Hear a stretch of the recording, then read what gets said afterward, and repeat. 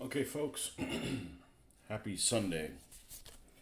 So, this is what I'm telling you that sometimes you just feel like airbrushing stuff. So, I went on an airbrushing tear yesterday and primed quite a few of these vehicles that we finished up. I have other ones that I primed up there. The two Stewarts that are complete, the A13, and I want to say something else is also primed. I just ran out of airbrushing time, but this is what we've got right here. We've got all the Humbers, the three Humbers, two of the Valentines, actually all three of the Valentines, including the one that's in desert pink. So, yeah, this is what we're going to proceed with. But I may actually set them off to the side because I need to do a wash. I also need to get this damn honey off my area here. I got a lot of things going on, and that's okay. I'd like to finish something. I'd like to finish something. So, a couple things I need to do before I give these guys a wash. I got to do the camouflage on the desert pink Valentine. So that's what we're going to focus on. I'm going to look at some references online. I'll take you guys with me, and we'll decide how we're going to paint that because we're going to need to paint the colors on this. The British dark olive green on top of it before we go and give it a wash. So that's what we're going to do next. And then we can paint that, let that dry, work on the honey, finish the honey, and then give those guys a wash. And then go back to, I don't know, maybe work on the Mark IV. The Mark IV has been waiting in the wings here over here. Tonicals. What'd I do to you, man?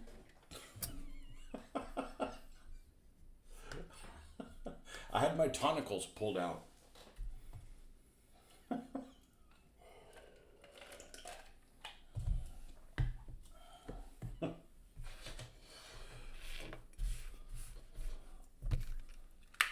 Okay, let's see what we got. Let's go ahead and switch. Let's see this. Put this in a place where. Oh, I'm going to try to search for things online with my glasses on. God help me. All right, let's go over here and.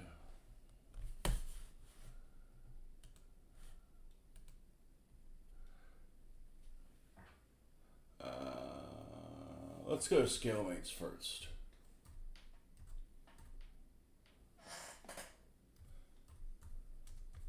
Man, I cannot see the bloody keyboard. Let's kill this top light.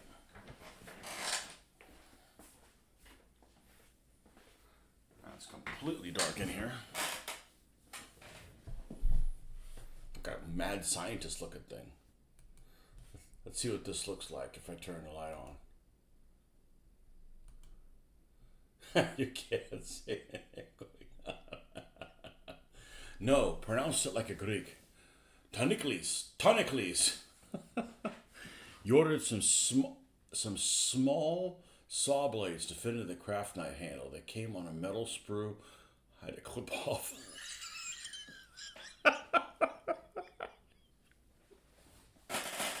Irony is a three-headed bitch.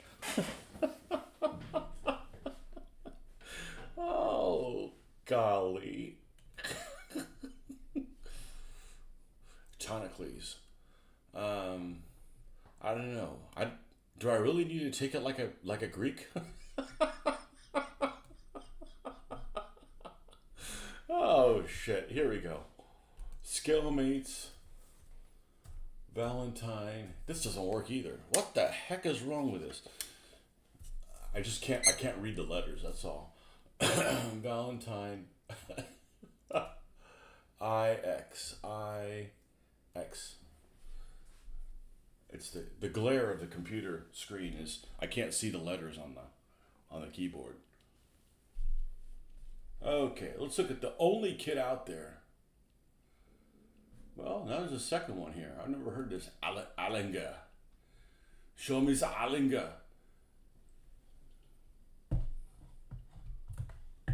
Let's lost the middle bank. No. Let's see what's in here. Download British infantry tank. Well, let's see if it's got something other than communist markings on it. I don't like giving Allied equipment to the Soviets. It just doesn't seem right. No painting instructions. Or is this it right here? Painting and marking. Only one marking. Royal Artillery. Yeah, we're not doing that shit.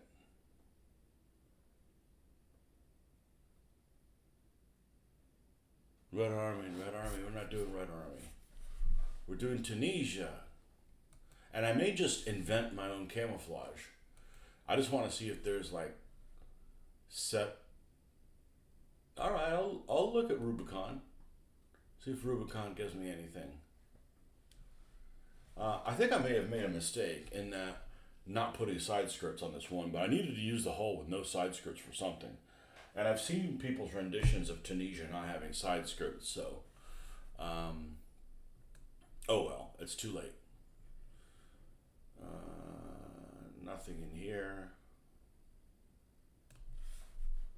And I cut my barrel down, by the way. It looks like this one in the picture now.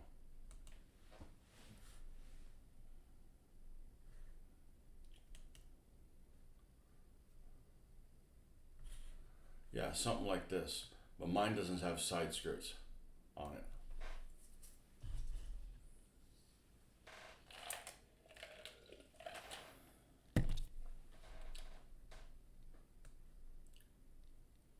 Sand skirts, side skirts, sand shields. Use all those three interchangeable. Oh, yeah, this is a beautiful rendition of this digitized thing that didn't come out well.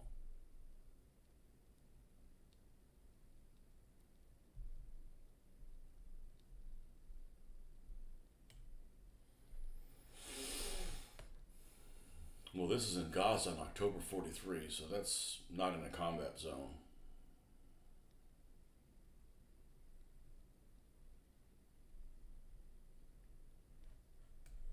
Why is this not scrolling when I ask it to? Oh, here we go. February 43. Buccaneer. B Squadron.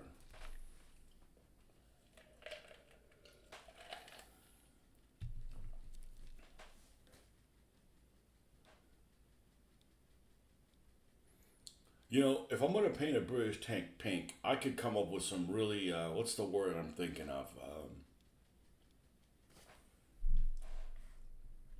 Irreverent names for this thing.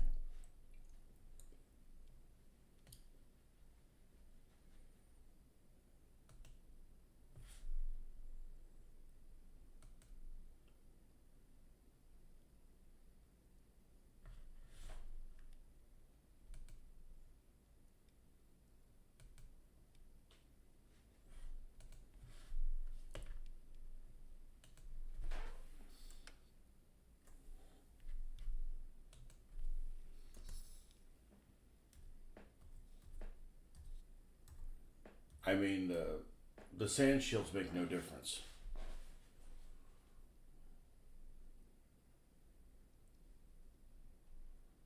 I don't really trust Reddit very much, but let's go there.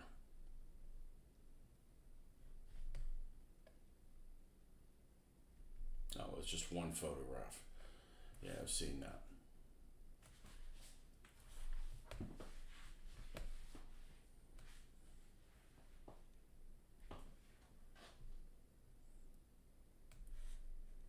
Valentine Disruptive Scheme, Tunisia, 1943.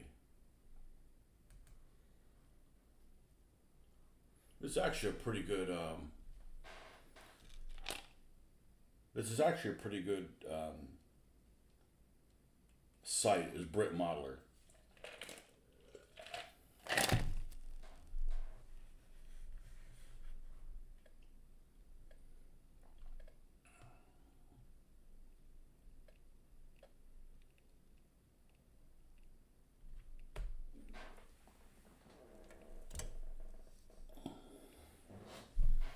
I read this earlier, this particular document.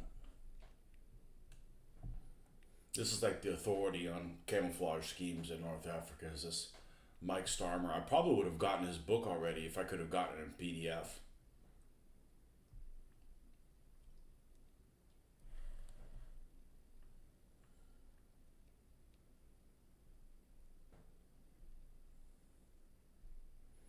And this is this echelon, part of the echelon decals here, and I've heard, I thought very highly of them, but I've heard some things that they're inaccurate sometimes. Let's see what somebody's rendition of. Oh, this is a Mark II. Never mind, Mark II. Go away, go away. Mark II. Valentine's disruptive.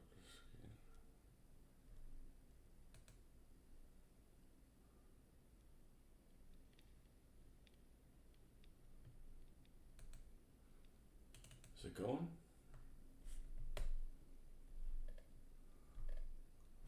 What happened here? There we go.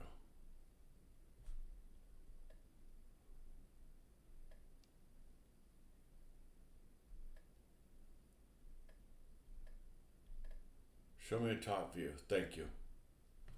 Now, if had this not been a hard edge thing, I probably would have airbrushed this.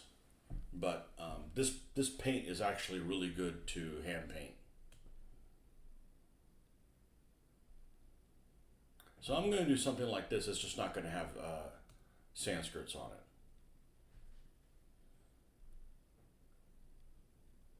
Actually, mine will look better than this because this guy didn't do any blacklining. So this vehicle doesn't pop. Even though that's probably realistically what it looks like, but I don't do realistic. I want to do things that pop.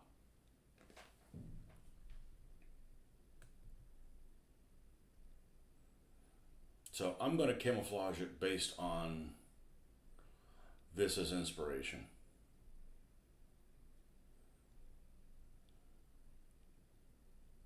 Now the only thing I don't have is I don't have this stuff right here.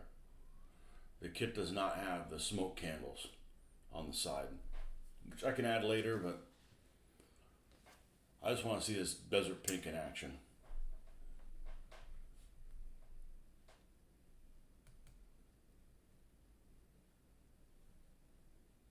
Not sure about showing on the stream, but looking at footage might also answer some questions.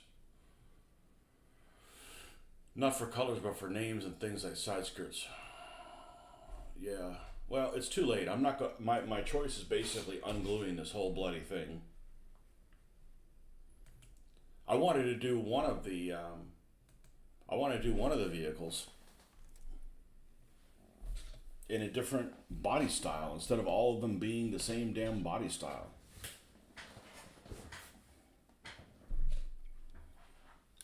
So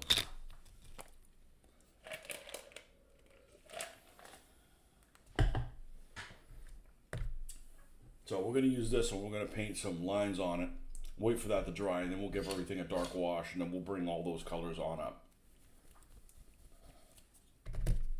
And it will look grand. I mean, it looks good. It looks good without the sand skirts. I don't see why there wouldn't be a version that didn't have it. You know, mine doesn't have smoke candles, so there you go. And it's a Plastic Soldier Company thing, so it's probably all out of proportion. Anyway, so. But yeah, we modified the muzzle. We cut that.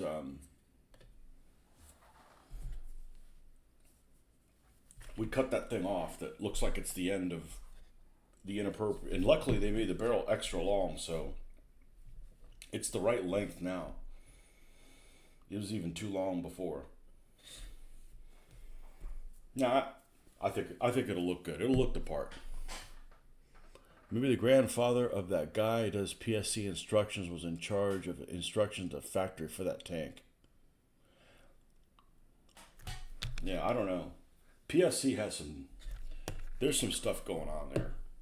I'm not going to say anything bad about it. I still like, they do so many things right. They do so many things right. But it's just a bit frustrating. All right, let's get a rather large brush. Let's go over here to my brush reinforcement section.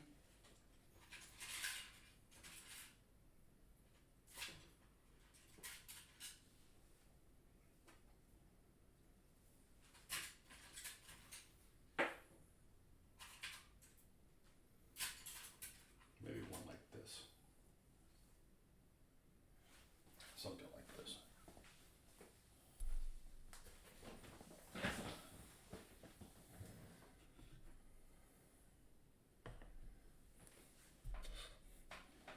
No, I mean, it's a British tank and it's pink, so, you know, why not call it Fanny?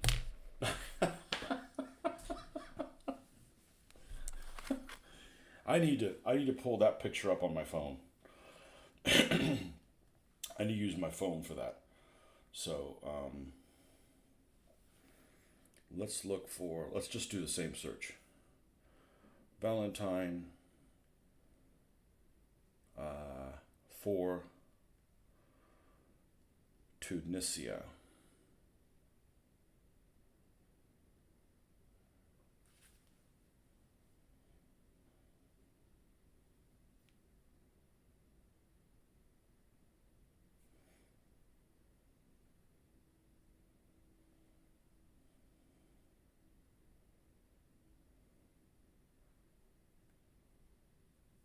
I mean, here's a guy who was selling one on eBay. It's a Mark. What is this? A Mark? It's a Mark 2 or 3. It says it's a Mark 2.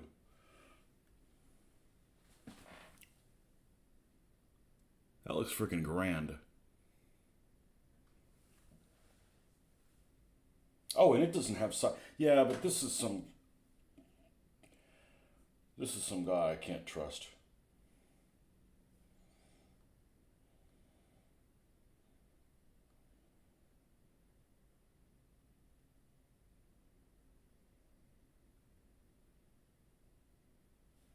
Yeah, it's hard edge, so.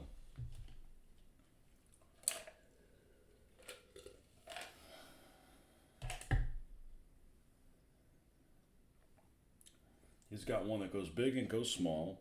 I don't have to follow it exactly. I don't really see much of a pattern to. And I like how he has one across the top. With the pattern that goes across the side of the turret. So he splits the turret in two colors. I like that.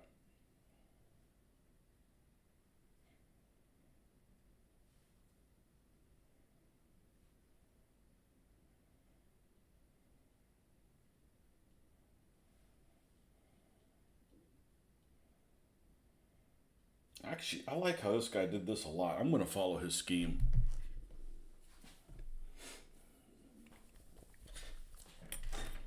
All right, this is dark olive green.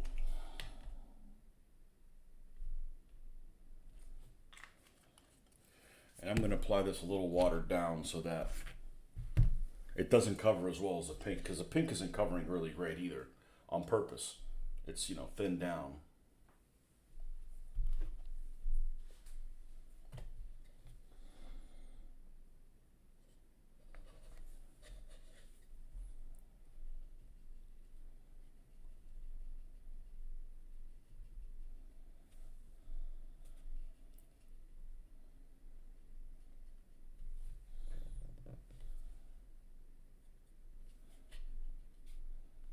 A little bit thicker than that.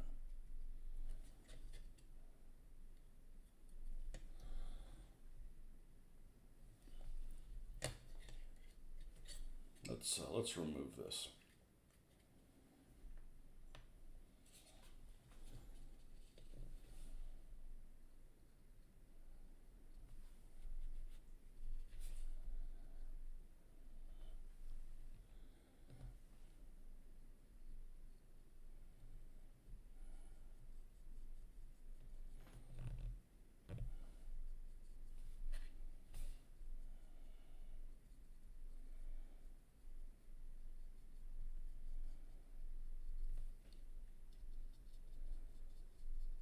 You gotta thin things down so you don't have these massive brushstroke type things. And I mean this is airbrushed on, so it's kind of applied thinned down also. Let's get the basic shapes in place and then we can fill her in.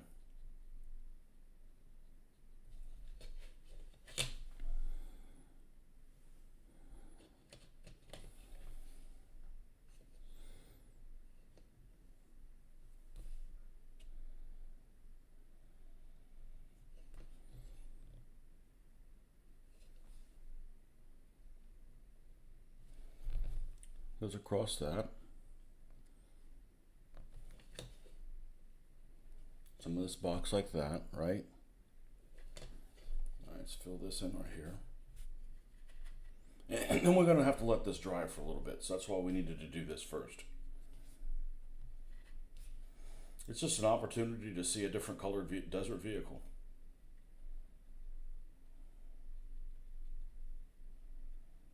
It doesn't have to be exactly like this. We're going to use this for that make-believe scenario anyways, that city boo-boo. So it's a make-believe freaking scenario. It's a make-believe paint scheme. Doesn't really matter.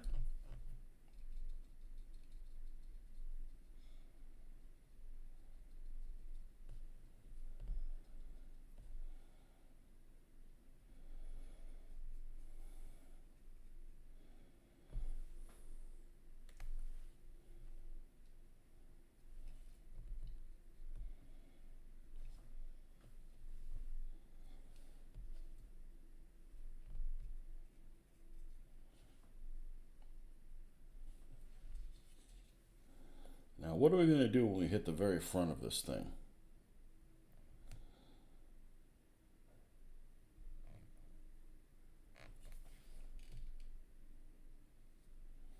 I'm just going to do something like that.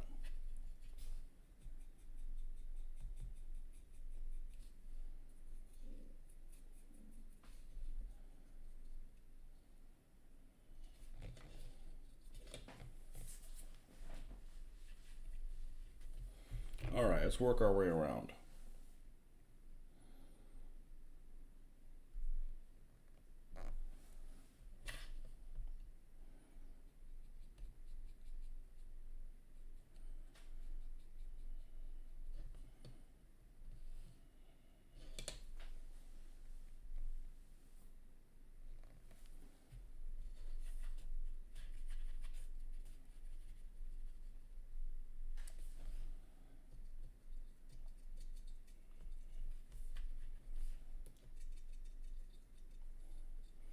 And it's not going to look that weird because when we go and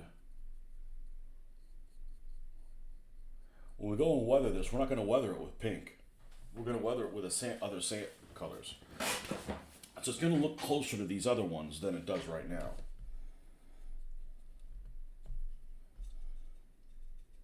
So we'll make this one all dark green. We'll make this one all dark green. And this one all dark green.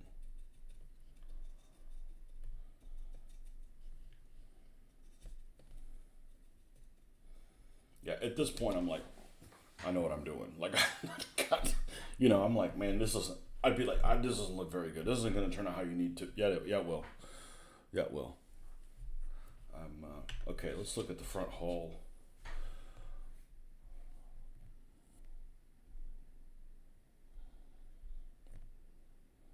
Okay, he's got a little bit of an interesting little.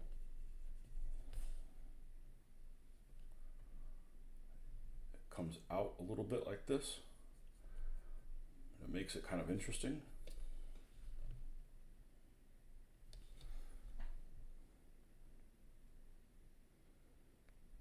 Okay, now the back.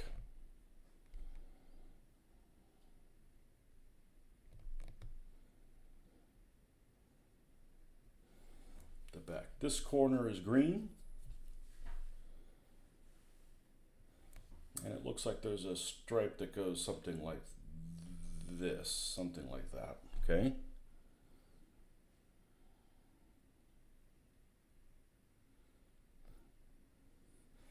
And it looks like there's a gap here, and then it comes back around because this corner is also green, but not the whole fender.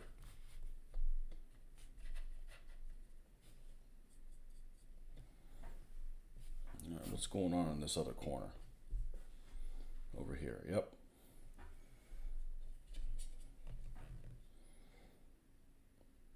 All right, so it's going to taper down, not centered, but it's going to be something like that. Okay, so all of this will be in this. Yeah, see, I'm used to mixing the paint, thinning the paint to the consistency that I want to apply it all of the time. Like, I don't even think about doing it, I just do it. But when you have to do it with an airbrush, it's a little trickier because you can't just automatically add it into the airbrush. You have to, like, you know, got to apply it using not a syringe, but a little dropper or something like that. So it becomes a lot more of a clunky process where I don't even think about doing it this way. I've just done it for, let's not, great, we got our finger on it. For thousands of hours. You know, I've been doing it for thousands of hours the other way.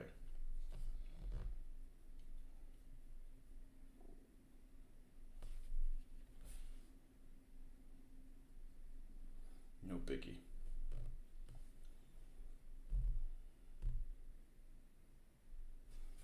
Probably tens of thousands of hours.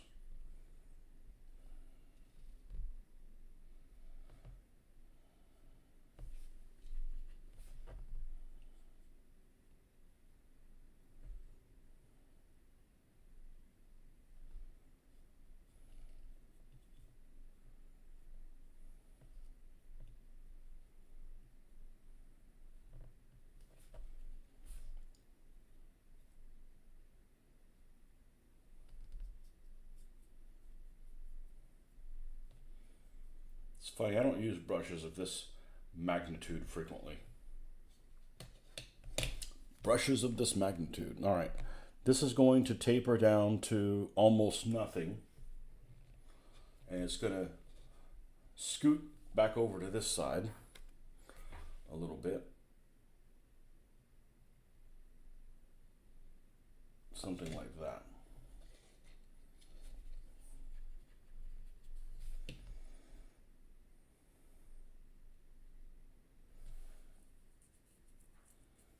That's the pitfall I think that a lot of people have, that when they're starting to paint, and I was guilty of it as well, is they'll be doing something like this and they'll get to this stage and go, you know, this does not look like it's going to take me in the correct direction.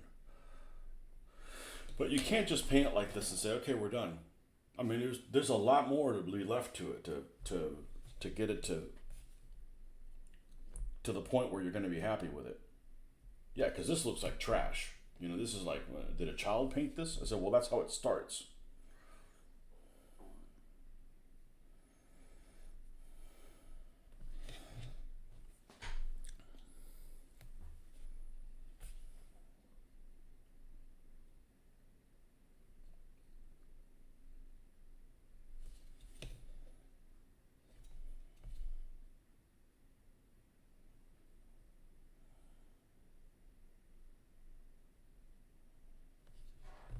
And I have that masking stuff for the airbrush, but like I said, I'm a lot more comfortable with painting this by hand than with an airbrush. Than I'll ever be with an airbrush. Okay, now what's going on this side?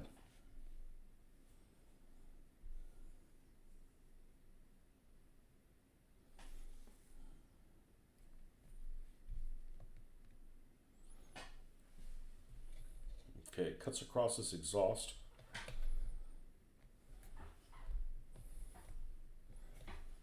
Like this. But if I hadn't done this before, I wouldn't realize, you know, this is gonna, there's like 20 or 24 more steps left to be done on this thing.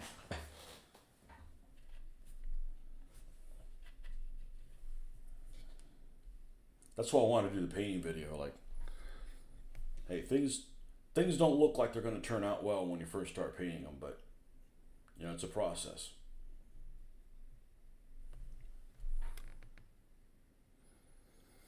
Where does that little guy go? It's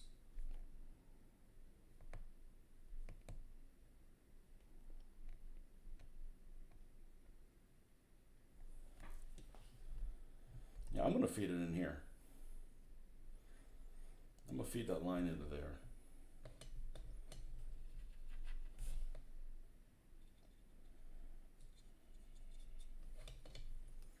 And we're out of this stuff.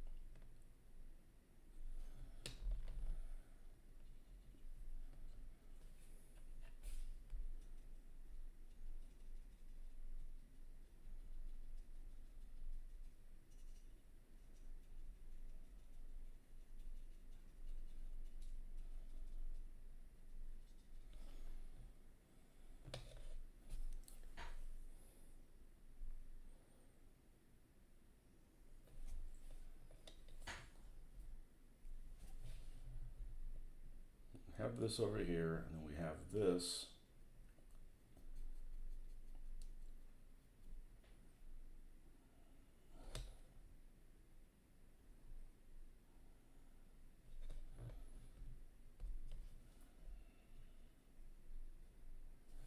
Like so.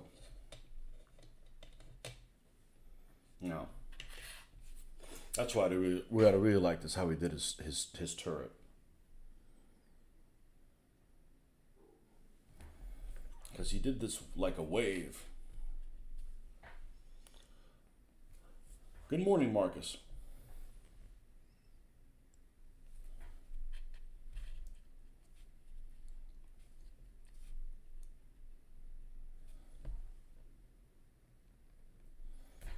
So it looks like he covers this bin. It does like a zig, like a saw up and down along the side. And back over here.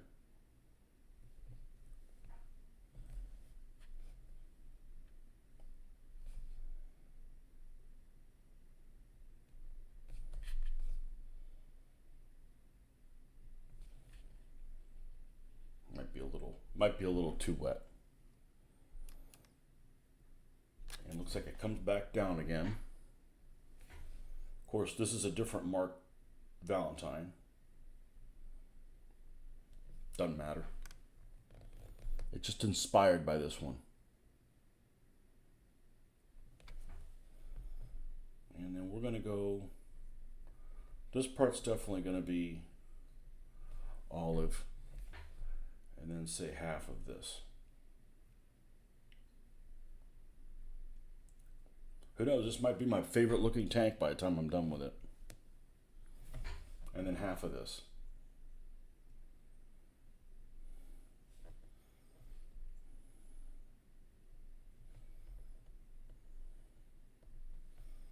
Okay, so something like that. Now what's going to happen in this, where it ties in, they may have actually not joined these two pieces. In other words, leave this one alone. So I might cut this off so it doesn't join the turret. Add more pink to that. All right, so let's flip to the other side and see what we got going on.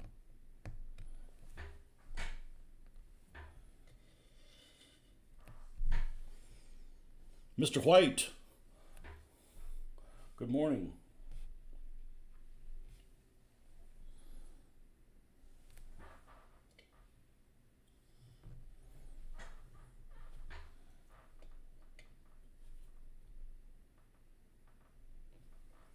Okay.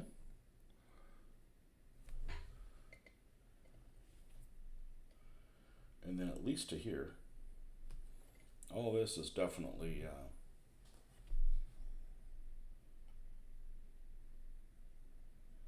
is drab color. We're not painting it thick, so we're not covering up, we're not obfuscating any detail.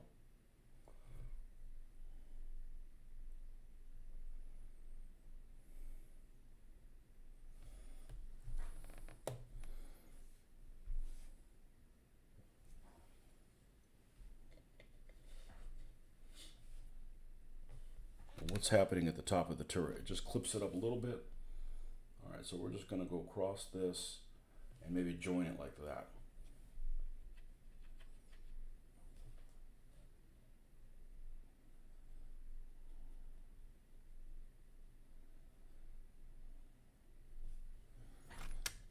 Now, what about the front of this thing? Looks like it's mostly going to be dark.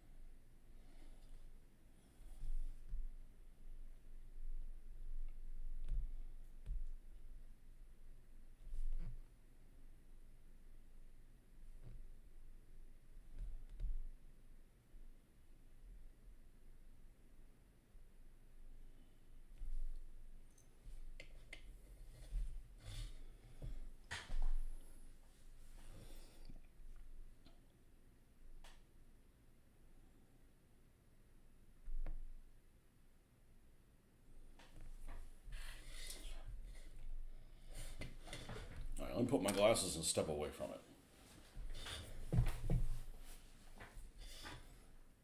That side looks the right proportions. This one looks, it looks pretty good. I think I'm actually going to make this a little bit bigger. I'm going to do this camouflage. I'm going to go a little wider here.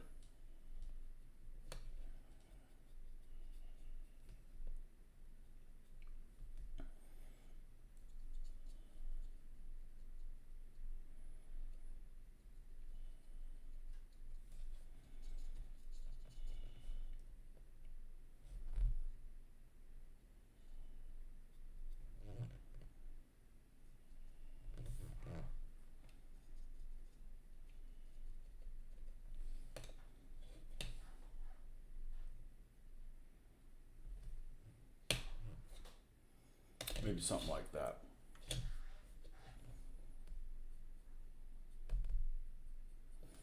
And now let's darken this. Let's add some substance to it.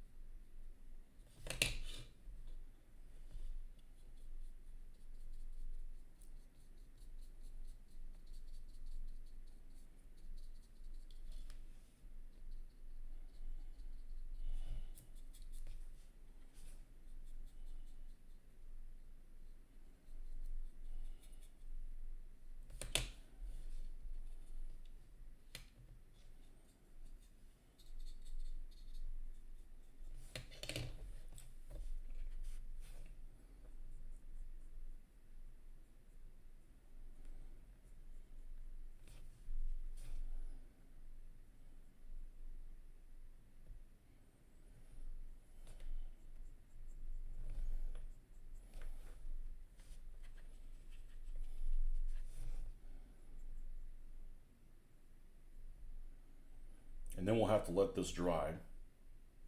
Oh, we lost a hatch. I'll glue you later.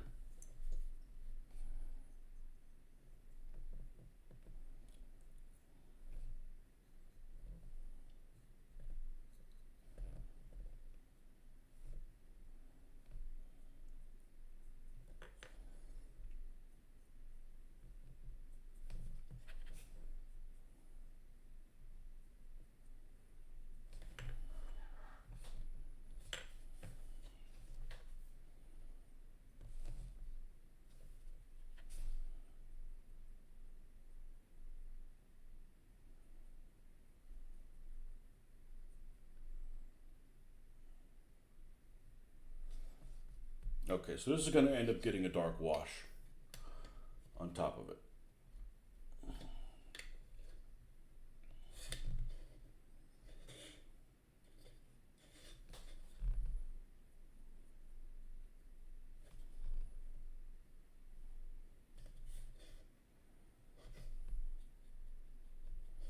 And I think it looks like shit right now, but I trust the process. We know the process well.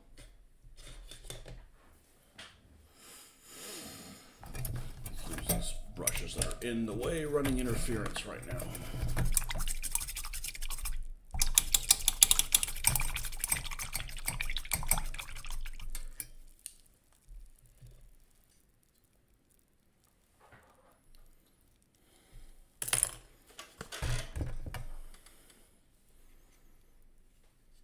And if it had been a soft edge, I would have airbrushed it last night, but it's a hard edge.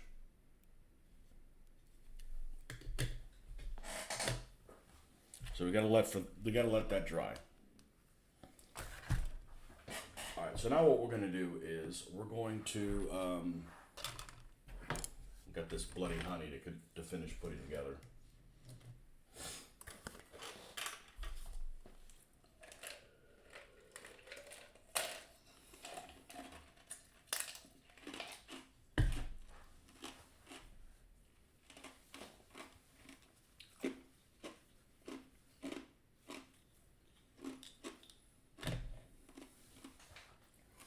We got the other stack of vehicles.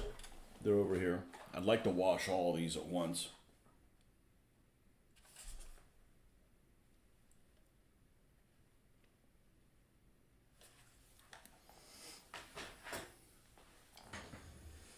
Along with this guy. Let's put the honey together. By the time we're done putting the honey together, we will, that'll be dry enough. We'll wash it last, and then we'll roll into the Mark IV. And I don't know if I don't know if I'm going to keep that decal of the 4 on there. I'm kind of like, I want to hand paint my numbers, and I'm not going to go with numbers that have white outlines. They're just all red, just to vary it a little bit. The ones that are white outlines, they're just that the white part is too big. It's like it's got too much white. So, Tritart. Man, is it time for Waffle House?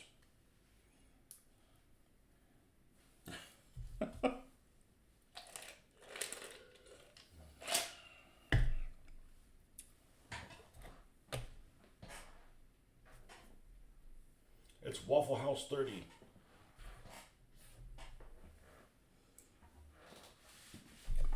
Okay, let's see if we got rid of all the flash on this little thing, because this is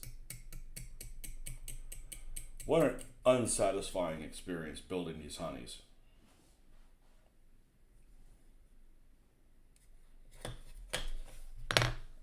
With all the cleanup and stuff.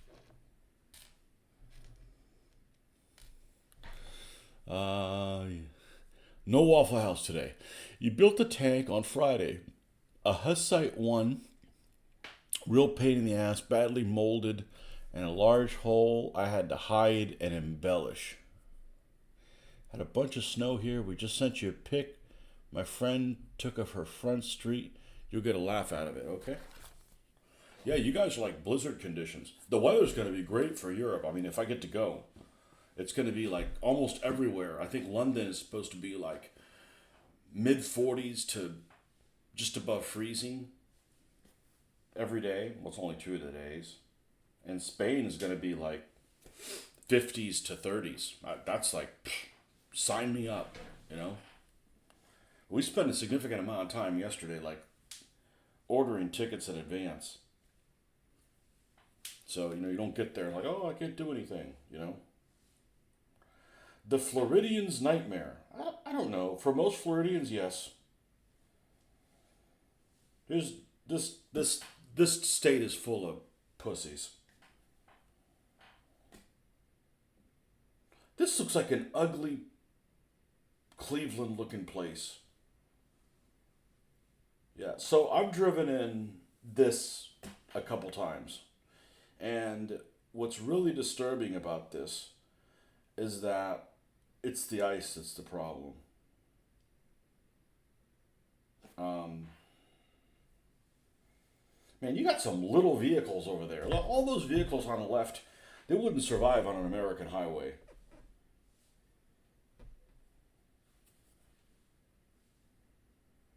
You got like those brownstone looking buildings or whatever. Yeah, that'd be a problem. That looks like America, except for you guys are parked on the wrong side of the street. They'd ticket every one of you guys.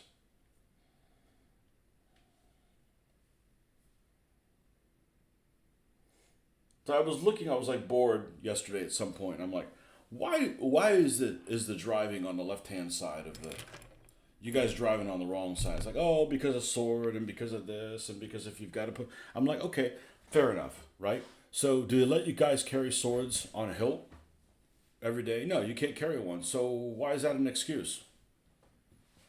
Like I'll drive if I get to carry a machete everywhere I go, and nobody can say anything about it. Well, I can do that. It's America, but then what difference does it make which hand is free?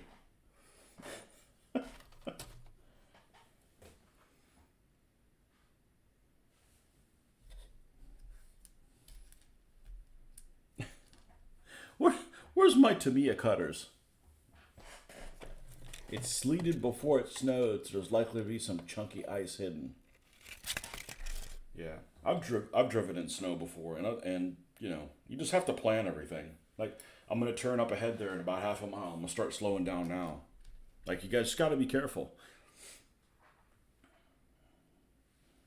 I don't have any formal training, but I've played on a lot of video games involving racing.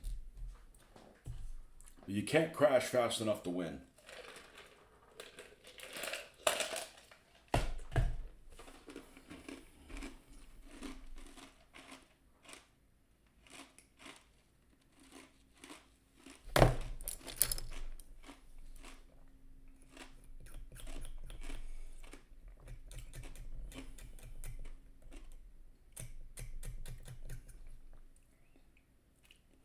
I'm gonna find out what kind of sissies there are in London, though. If they're gonna have the heater running every single place I'm gonna go, that's what's gonna kill me. Not the weather, because none of that is any kind of temperatures that they don't have here. I mean, it's cold. It's. I bet it's under freezing here. Not much, but I bet it is. What do we got? Supposedly, temps to plummet. Bring it. Well, the little dagger thingy they have, I had one, but I lost it somewhere. I moved. Oh, you didn't register it? They're going to come after you. Russia warns Europe. Stop it. Stop trying to create issues. 34 degrees. Bring it. Make it 24. Make it 14. I don't care.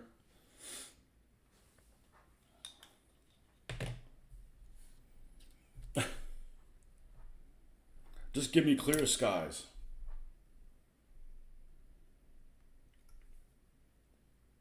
I spent all day yesterday inside the house. Well, we did go for a walk, but I didn't go anywhere. I enjoyed the mortgage.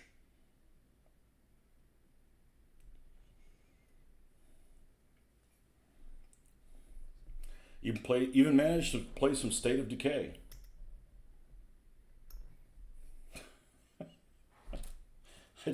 I can't play it. What's the second most difficult level?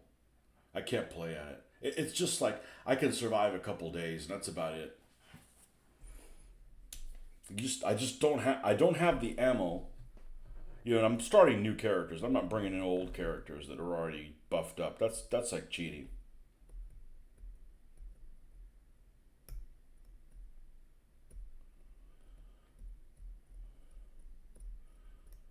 There we go.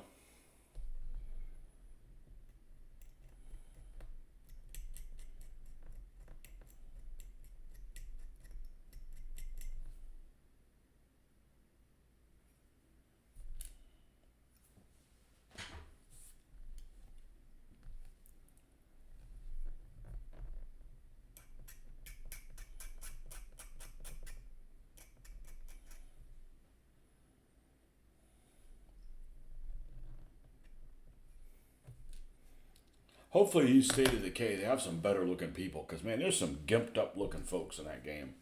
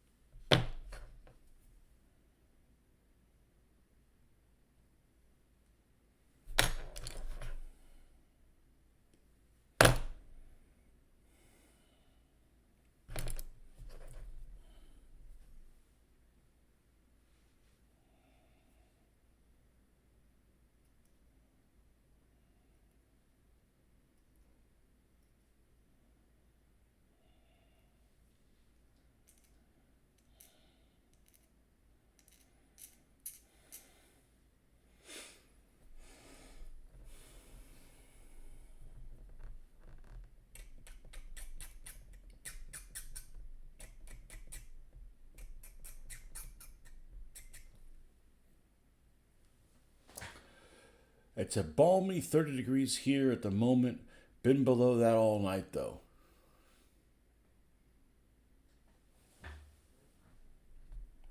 Yeah, where you live is notorious for not having clear skies, though. That's like, that makes me fail a morale check.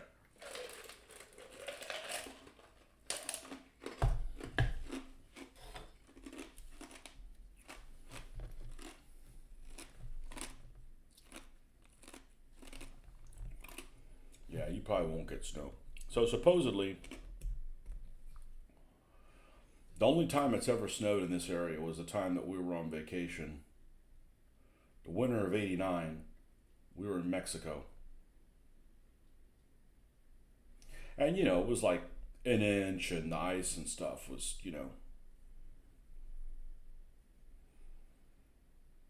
I don't want to deal with that. People drive stupid enough as it is, though.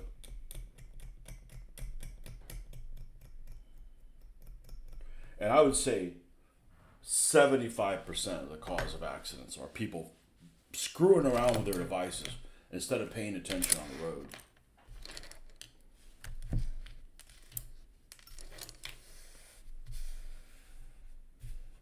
Might even be higher than 75%.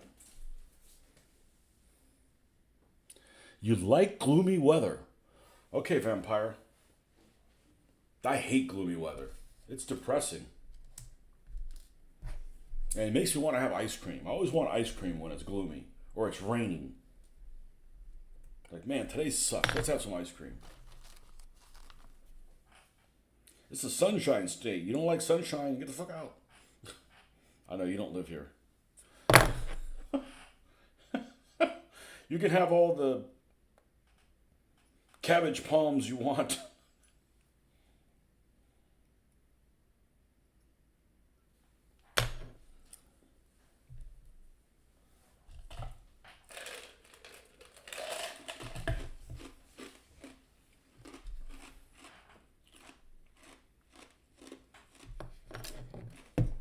I don't like those days where it's the same time of day all day long. You look out, it's gray. It looks like it's 8 o'clock in the morning or 7:30 all day long. I say, man, will this day ever end?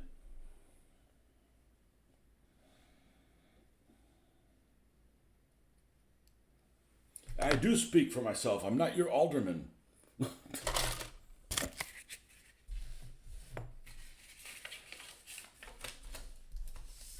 got this local Facebook group of this little town that we live in. Or these two twin towns that we live in. And man, the people get on their bitch. I can't believe they're building this neighborhood. I can't believe they're doing something else. This place is never going to be like it was before. That's right. And the South didn't win. It's like, get over it. Things change.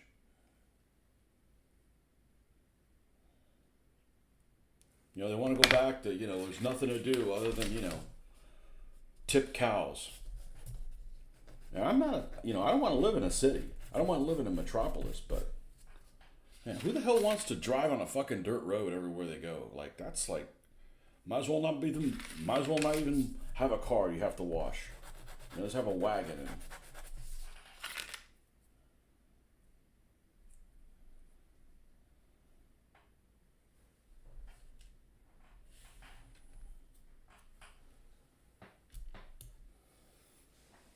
He was. I was born in the wrong region. I like gloomy weather. I'm not a vampire. I'm Scots Irish. Oh, everybody is. You ask anybody.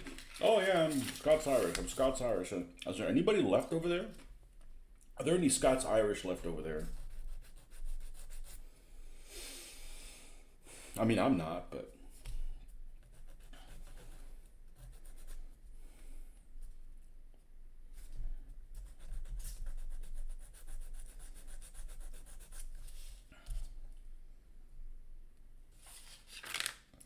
the question is, will the Scots Irish from the old country claim you?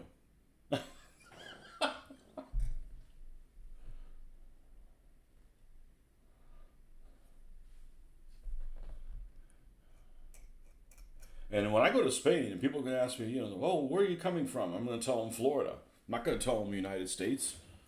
Because the United States is, all kinds of places that I'm not related to. Of course, I'm not related to a lot of people in Florida, but I don't like people dissing our state. If you don't like our state, don't come here. It's that simple. I don't like New Jersey and I don't go there.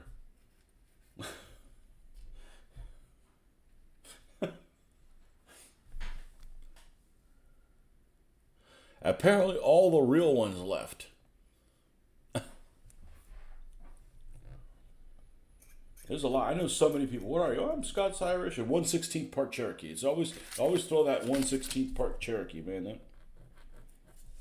That one guy back then was pretty busy. And I'm pretty sure I got no Cherokee in me. Pretty safe on that one.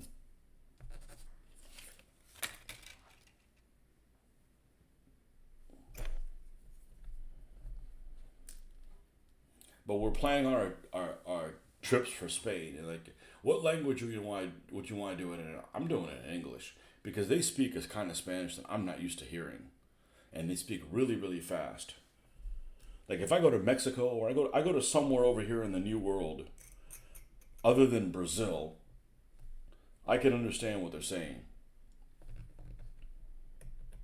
the intonations and stuff like that. But man, they get over there in the old country, I'm gonna have trouble.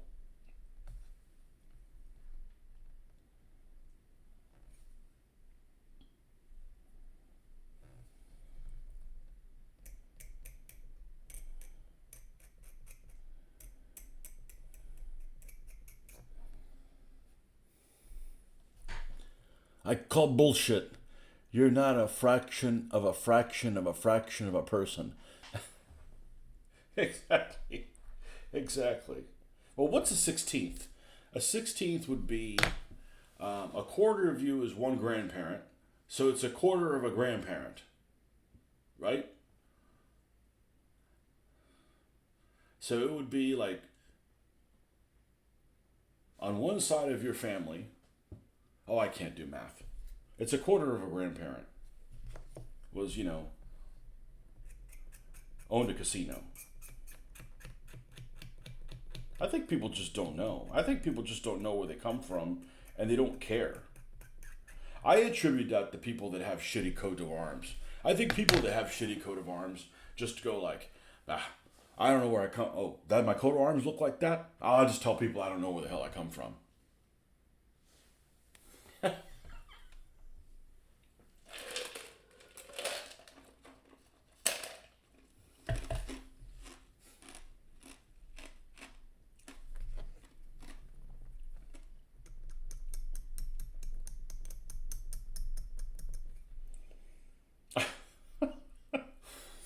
Oh, my coat of arms is what?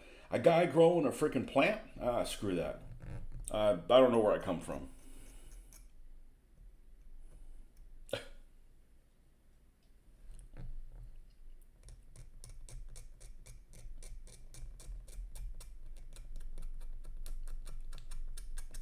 I'm pretty patient, but man, this is unnerving.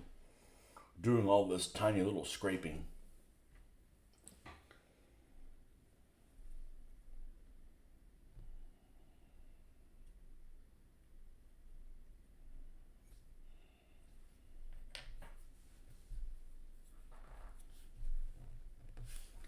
Coat of arms is a sword leaning on a tree, supposedly.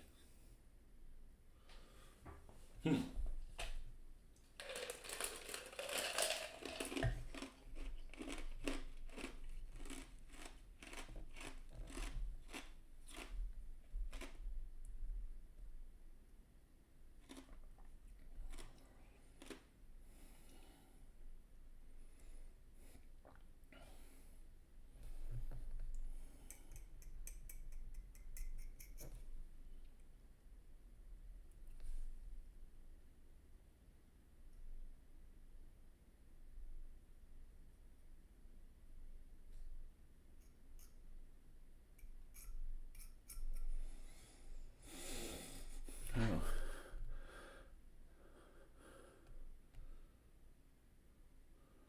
I make my own coat of arms with blackjack and hookers.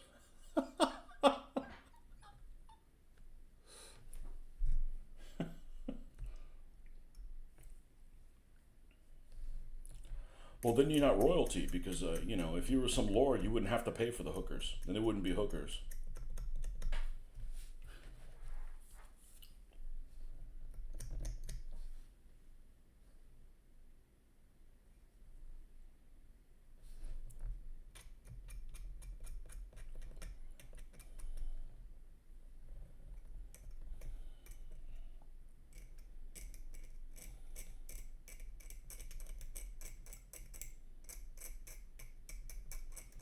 No, we're trying to figure out what we're going to do in London, man. Could probably spend a week there, but that's not really the purpose of the trip. The only reason we're even going to England is because that's the connecting flight. It costs something like triple to fly straight into Spain instead of going through Heathrow. I'm like, well, we'll do a couple days of it. That's what I forgot to do. I forgot to watch a detailed video on the Imperial War Museum. And I'm kind of leaning towards not going to it. Because if they've got, here's one artillery piece and here's one tank and that's all there is. I'm like, well, shit, I could, I've seen more than that. What I am, Henry VIII, just get a new wife every couple of years. Oh, we don't need another wife. We're good. This one will just keep working out, or I'll go back to the single life.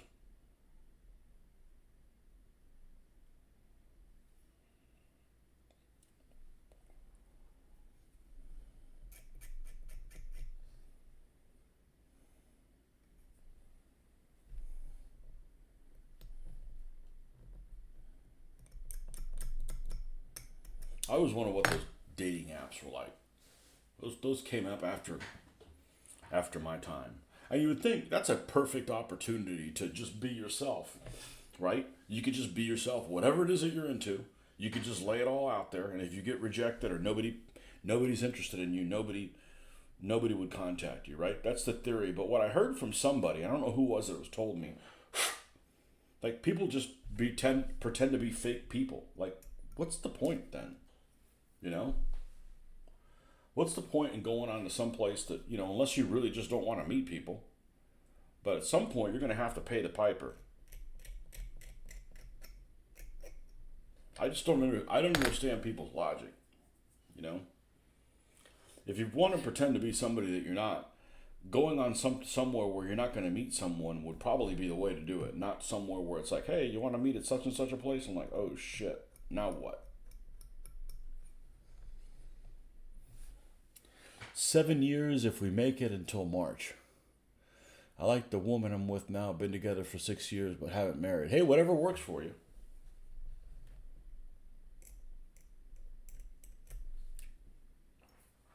I don't know what I'm on. 23.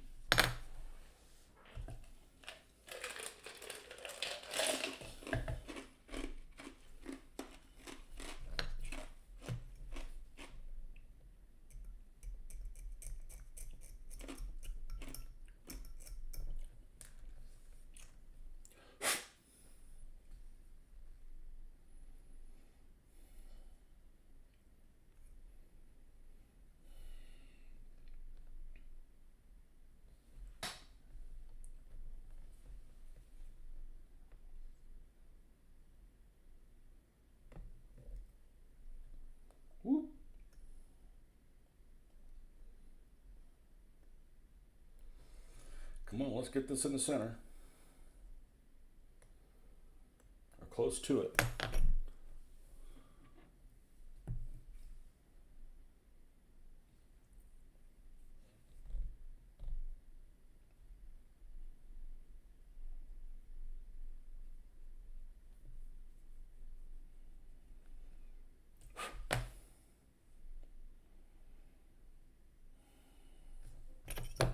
So much bloody flash.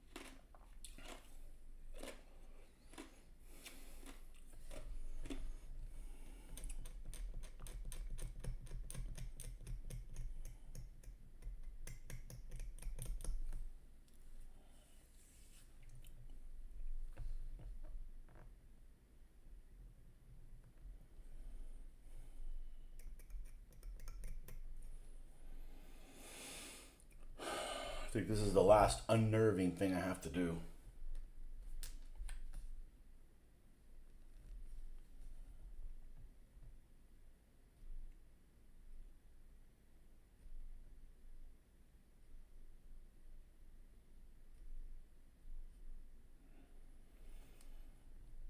And that paint should be pretty dry there to do the wash.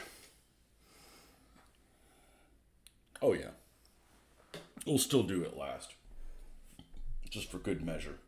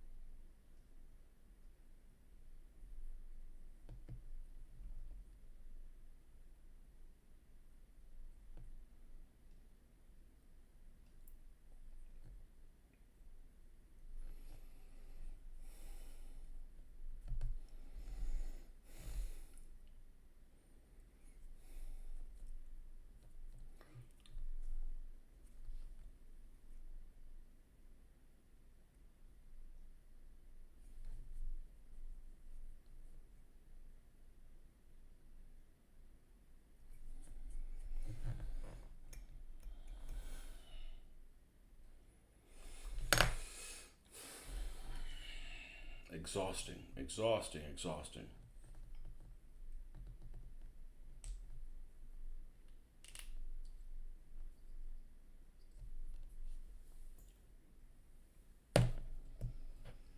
In your opinion, which system has the best morale check? Well, it's kind of hard to say because it depends on what level of simulation you're looking for. I mean, what I like to play is individual men, individual actions. That doesn't mean I haven't played other things.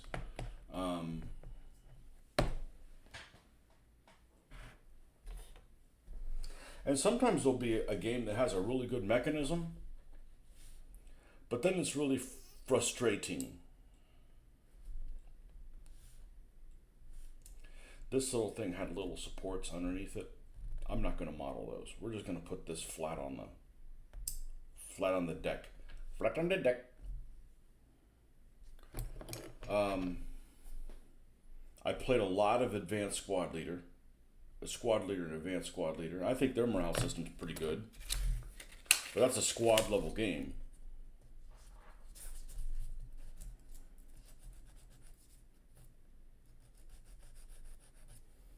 I prefer a game system that allows you as a player to see everything that's going on.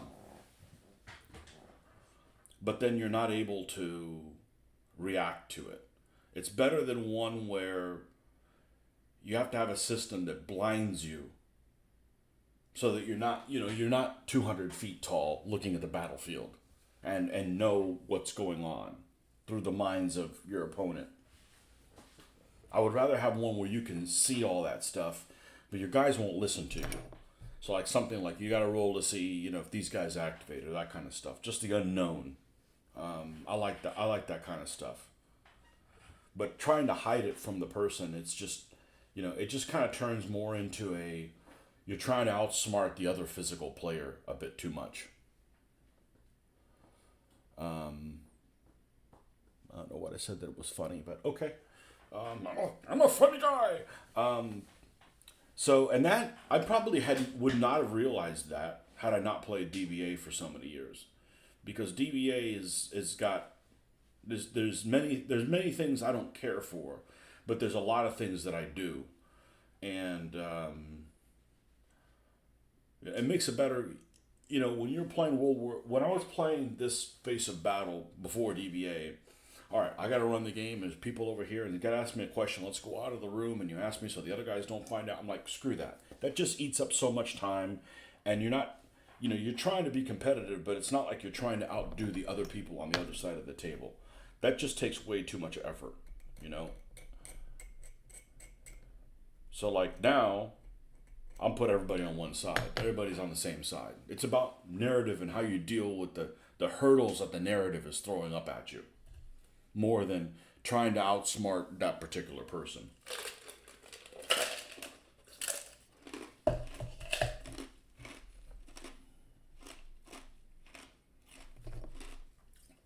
So,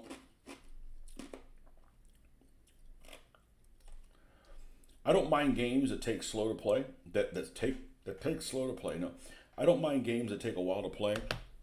I don't like games that spend a lot of time trying to figure out things that aren't interesting to figure out. For instance, if you're playing a naval game, a game that takes a long time to figure out whether or not you even land a shell on a ship, that's really boring for everybody. It's boring for the person that's getting ready to roll for it. It's boring for the guy figuring it out. It's boring for the opponent that's wondering if they're going to get hit. That shit's boring. Now, once you actually land a hit or something has happened, if it takes a little longer to figure out what happens, it's not important. It's not important because now there's actually going to be a result. But to spend a lot of time trying to figure out how long, if there's even going to be a hit to worry about to begin with, is a bit frustrating. How would you do it on a platoon or a company scale?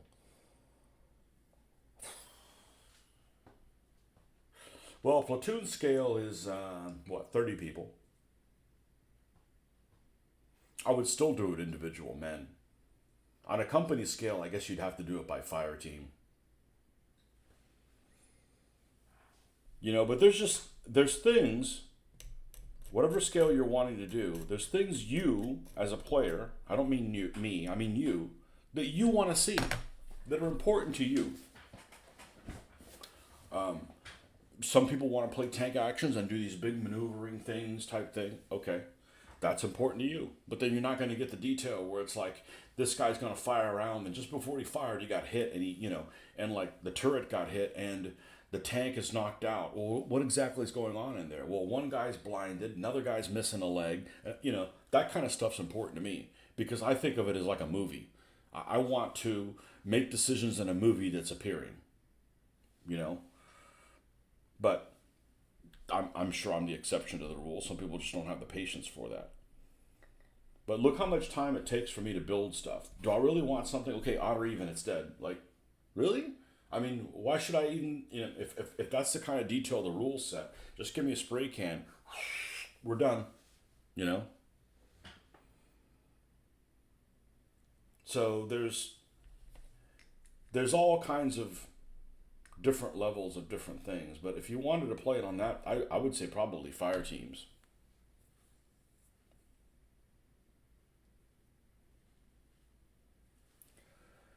Some people like to play things where it's random how far, not random, but it's variable how far they get in one turn. Some people want everybody to be able to move exactly the same distance. Well, the problem with being able to move exactly the same distance is that you're always going to maximize what they can do. And everybody's always moving their minimum or not moving at all.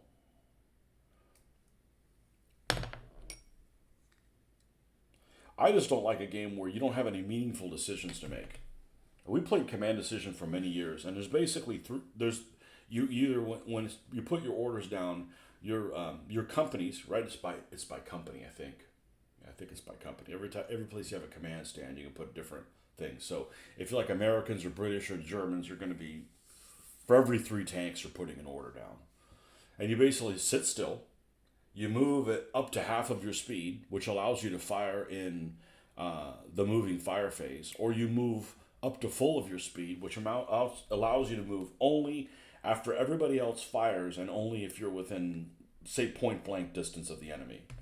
Like nobody ever uses that one.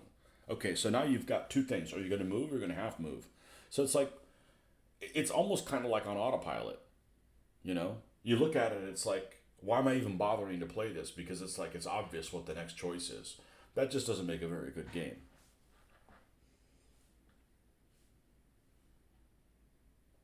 How would you platoon? So you're more interested in the narrative over the hard stats.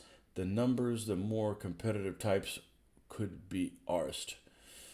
Interested in the hard stats. Well, I mean, the narrative is the hard stats. I mean, I want to learn something about the vehicles as I'm doing it. But playing the narrative is more interesting than winning the game.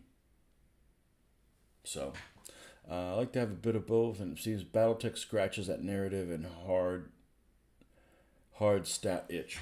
If I was going to play BattleTech again, I'd just play the video game. Because it's so much better than playing the game. It's a good game. It's a bit stupid because of the ranges those things have. But I've played the video game a bit. And I like it for what it is. But I'm a historical gamer. So if I'm playing a game and I don't...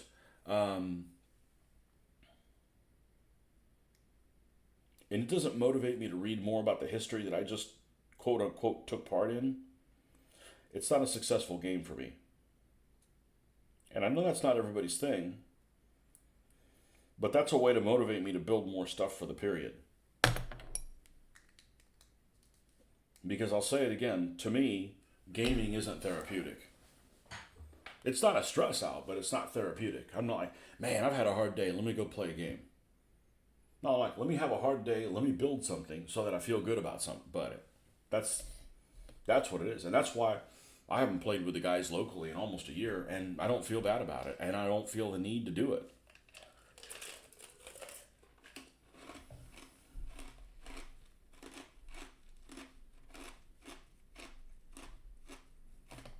They spend all year and don't build anything. Well, they have different needs.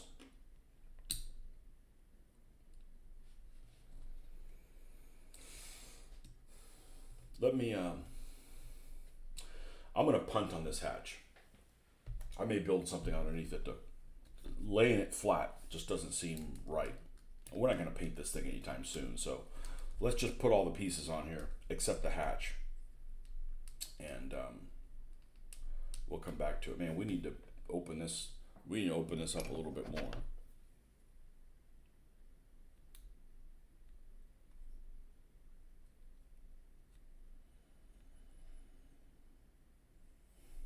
People got different needs, you know.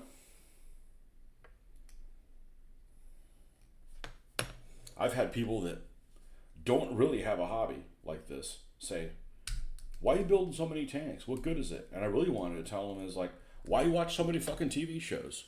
It's already done whether you watch it or not. Well, it's, you know, different people need different kind of therapy. You know?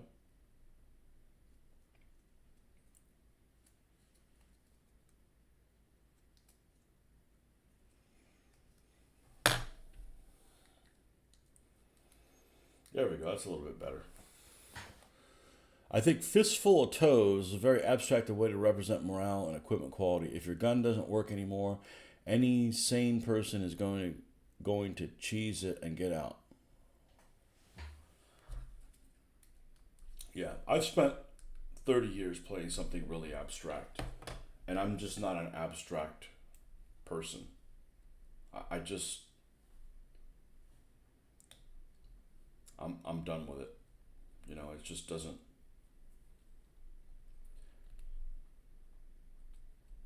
I don't want a game that tortures me explaining it to new players, or a game where it's like, well, that's just how the rules are. It doesn't make any sense to me either. That's like, okay, well, that's going to be changed.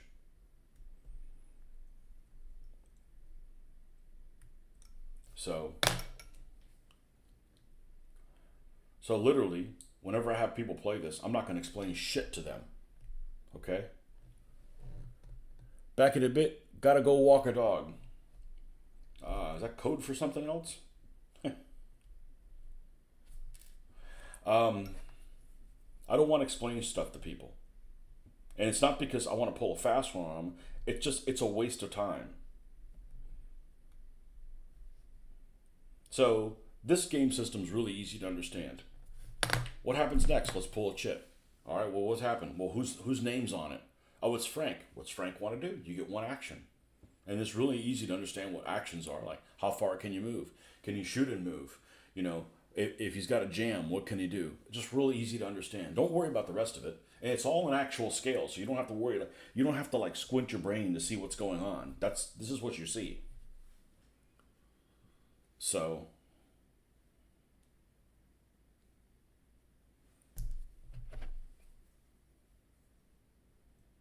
you don't have these questions like, "Hey, how come these guys are equipped with a bow and they can't fire at a distance? They have to be in close combat to do anything together." You know, questions that make total sense to me.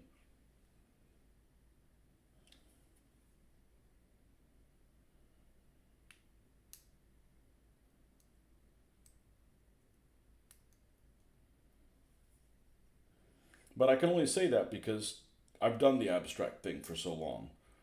And the abstract thing is really good for, you know, painting things and not having to supply stuff for both sides. And there we go.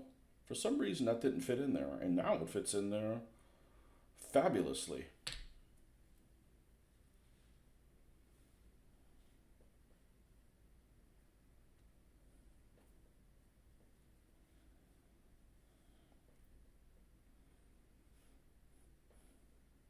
Beating a dead horse gets old. DVA is super abstracted, it is. And it's great as a game. But it doesn't make me want to read about the history. It's very super abstracted. And the only reason I can tolerate it is because it's not World War II. It's not a period that I never had played Ancients and Medievals before DVA. Never. Not because I wasn't interested in it, just like nobody around me played it. You know? I knew about history. It wasn't like I didn't know anything about these, you know, these things. It was just that It was just something that nobody around me ever played. Like I was talking about it yesterday. I laughed when some older guy, some guy older than me, posted on some Facebook group or something and said, "Yeah, I'm just played my first World War II game," and I'm like, "What the fuck have you been playing?" You know, they've been playing historical stuff, and you know, not like, "Oh, I've been playing Napoleonics." Napoleonics to me are like that's what old people play.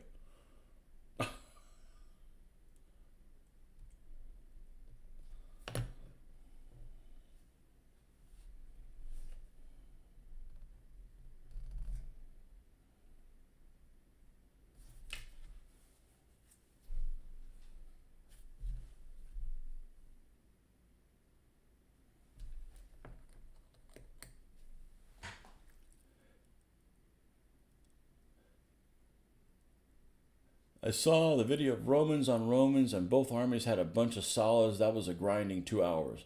Then one of the Johns switched up.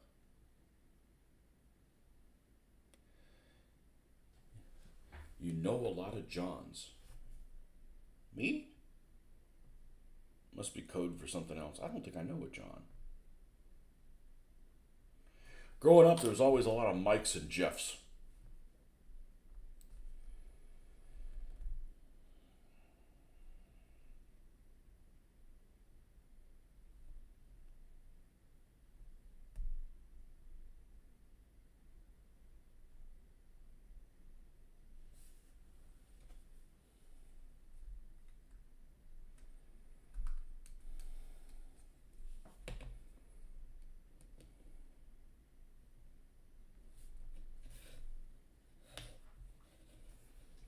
All right, we're going to do something creative with this machine gun.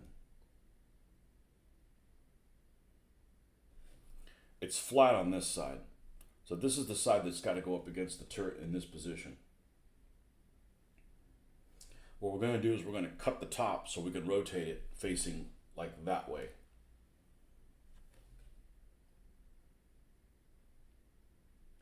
And then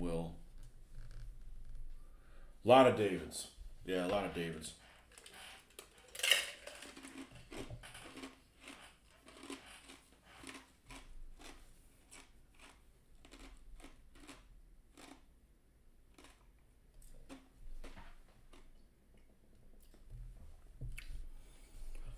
And nobody could believe me. You could play another game. I said, no. I said, I'm never playing DBA again. I will never play DBA again. Oh, yeah, you will. No, I won't. You don't know me. Just because everybody else doesn't hold this, what they're going to do, you know? Just because everything goes in this day and age. Like, I'm not attracted to dudes. Oh, you can't say that. Oh, I can.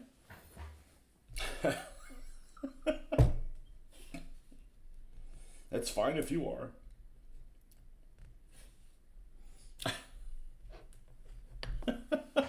Although maybe getting that video confused with another one watched recently where both players had the same name.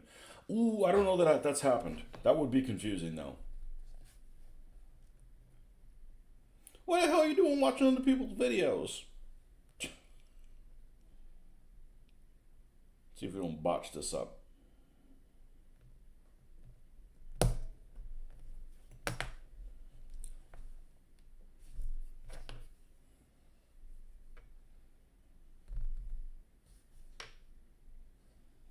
Let's trim this so we're completely flat.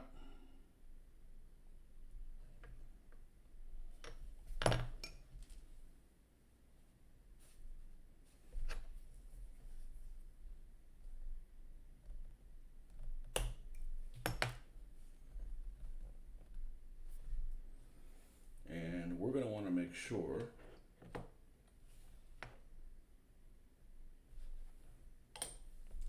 that this piece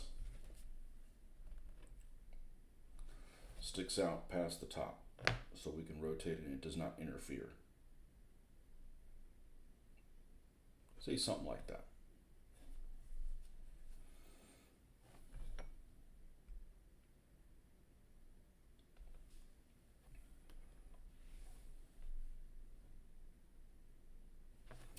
And you want to make sure this doesn't interfere with the commander.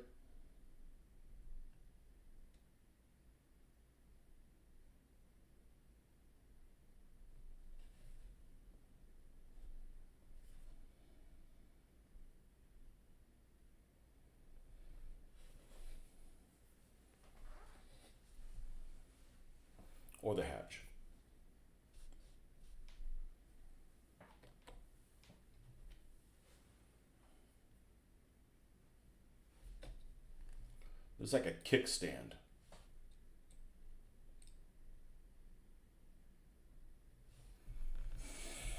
That goes underneath that.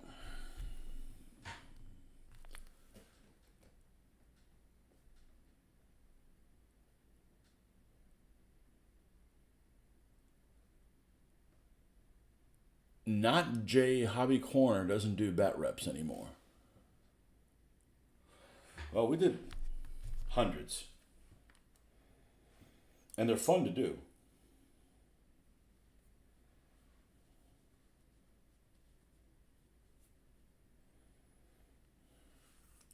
Honey, tank, hatch, open,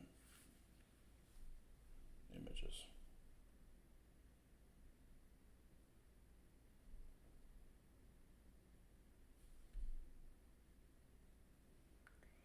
Yeah, this has some extreme examples here of the hatch being open. We don't need to go like that, but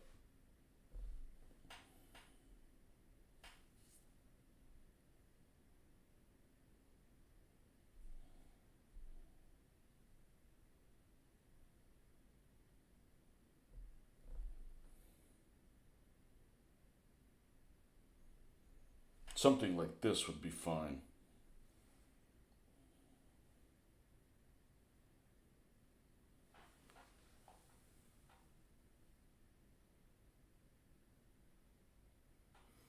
So that it's horizontal, not, about to break off of its hinge.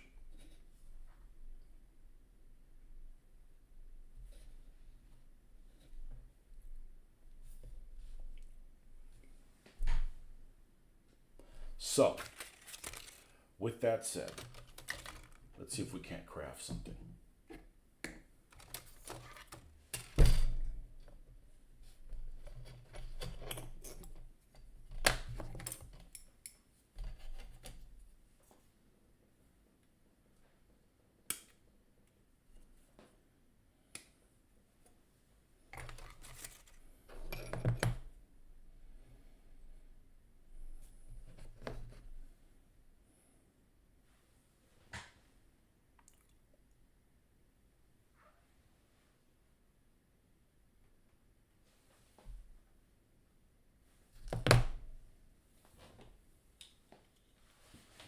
And it doesn't have to be that narrow.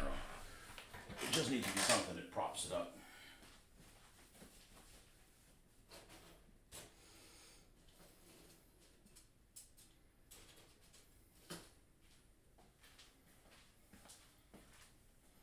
One of these sponson machine guns is perfect.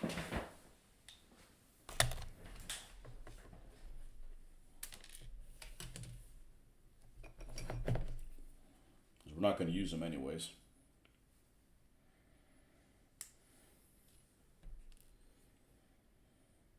I don't know that I need to put two, just something to hold it up.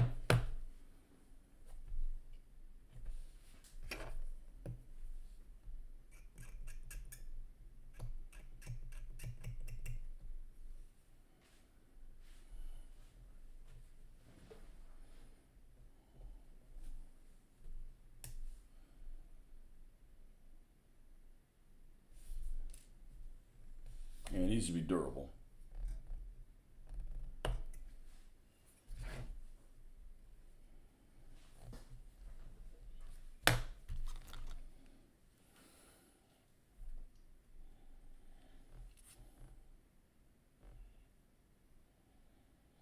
I'd use some leftover photo etch, but that stuff is really difficult to work with.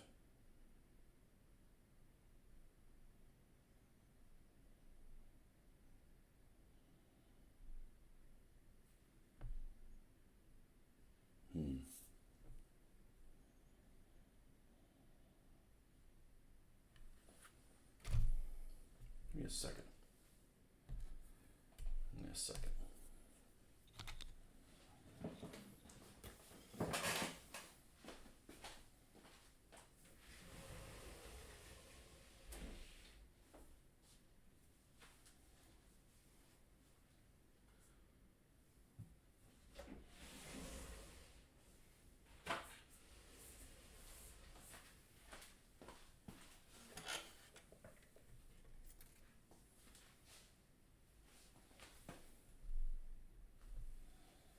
this is this thicker wire I don't really have a use for.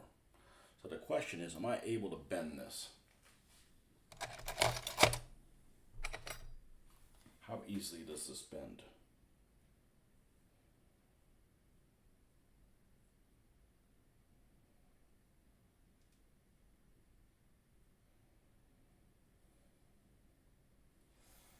Go grab something out of the garage. Right back.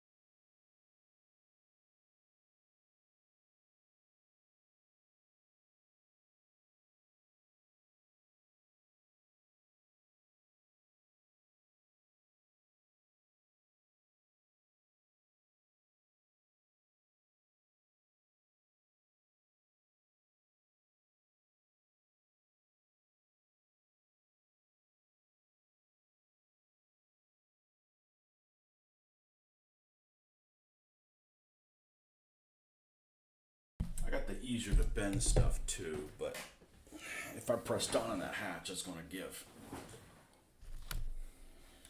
So let's try this that I don't really have much of a use for. I bought it for, it was the first wire I bought, and it's way too thick for the wire. But it should be okay for this. The other brass one I have is the same thickness as this, so that doesn't really benefit anything that way. Let's start off with this. So let's see if we can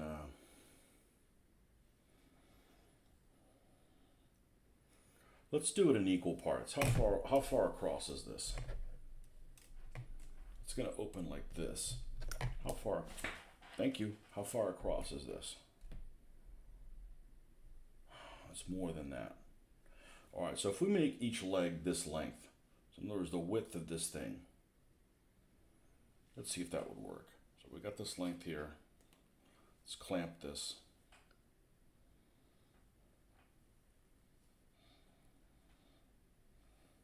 Bend it 90 degrees.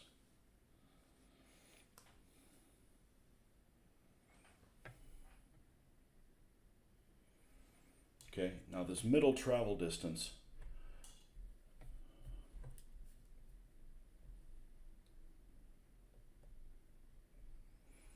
I'm fine with it being maybe a little bit longer than this across. Let's say this is like that. Maybe give it another little bit like this. It's here.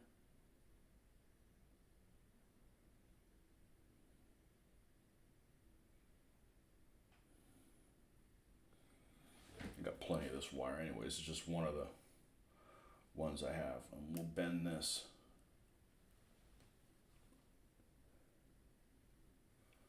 This is kind of the calisthenics I have to do with the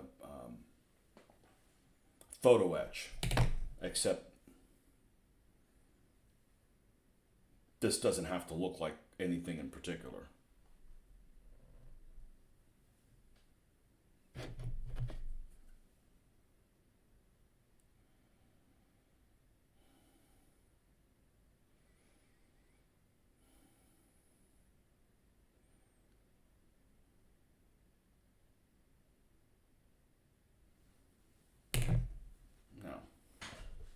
Because it is a little rod going across the bottom of it.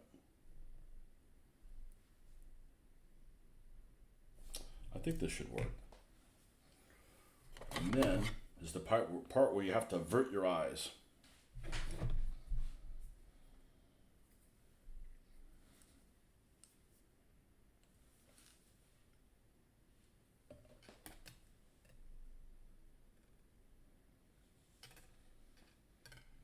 I'm going to hold on to this.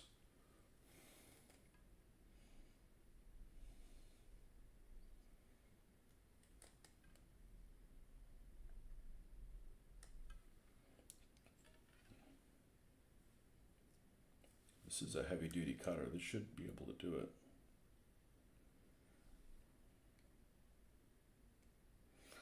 I got a bigger one in the garage. I just didn't bring it because it's so damn big. Well, it's 50% bigger.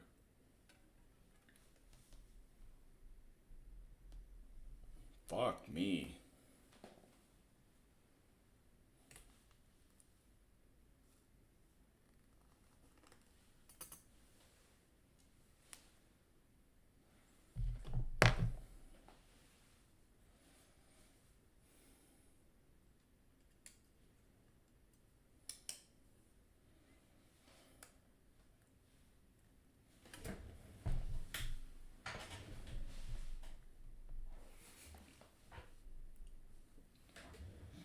Holy smokes. All right. Oh, it's about to break.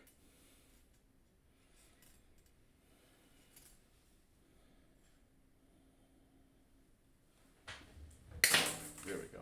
I knew we could do it. Luckily, we only have to do one of these. Now let's bend this back into 90 degrees.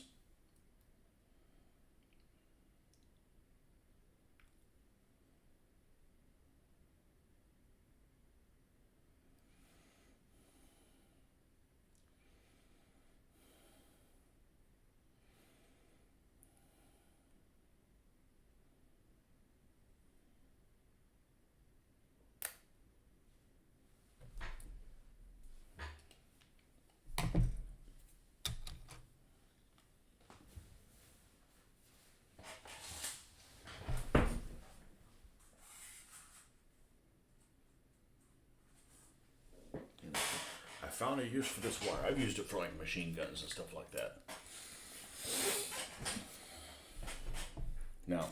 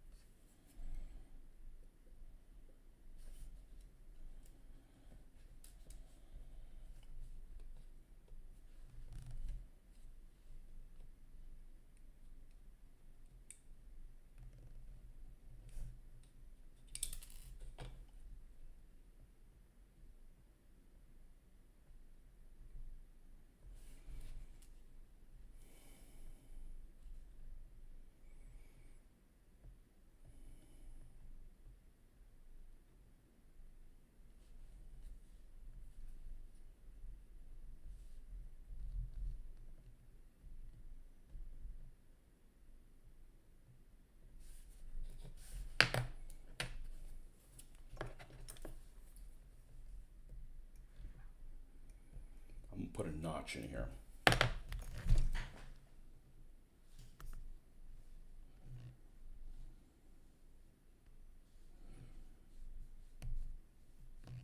Come on.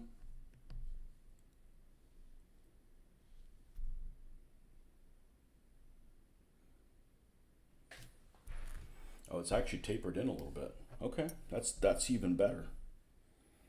That's even better.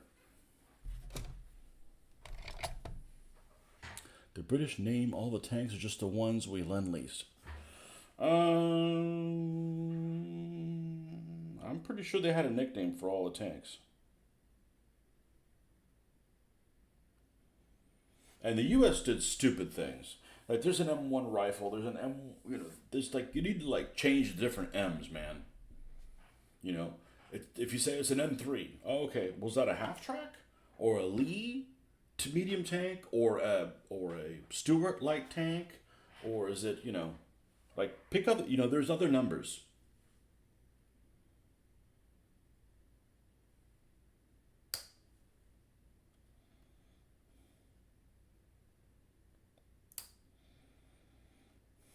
Now, just for argument's sake, my glasses so I can find myself.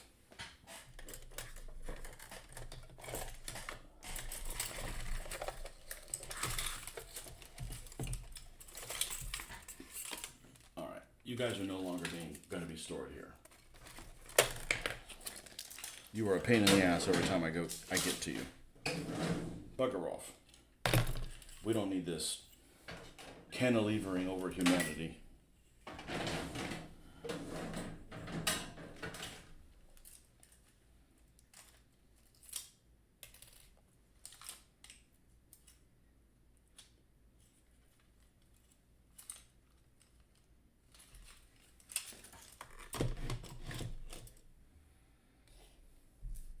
I actually don't mind doing this because it's like relaxing in a twisted effing way.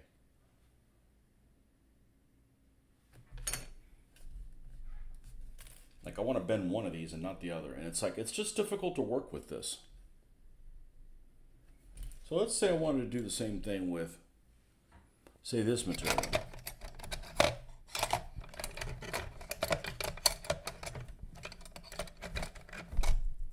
Bless it was right here, and I can't effing see.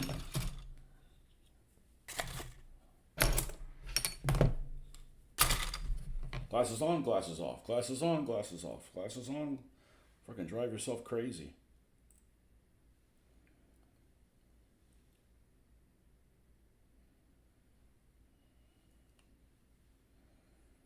Yeah, this is infinitely easier, but I just don't know that it's going to be durable enough.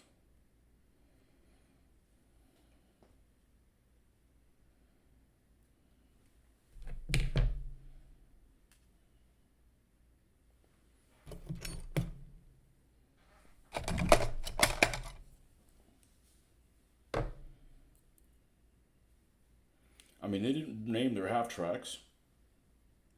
All the armored cars are named.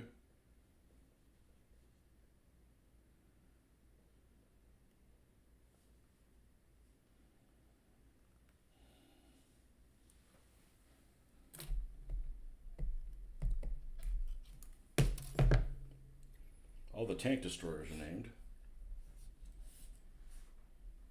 All the tanks are named.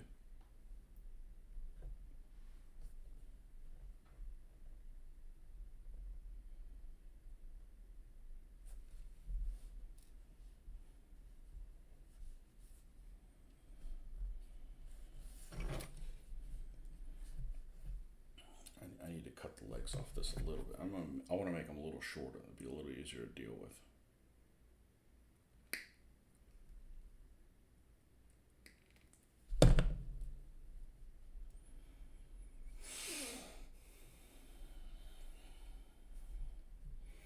And what I'm going to do is I'll actually drill holes in the top of this so it'll stay in place if we go this route as opposed to the steel one.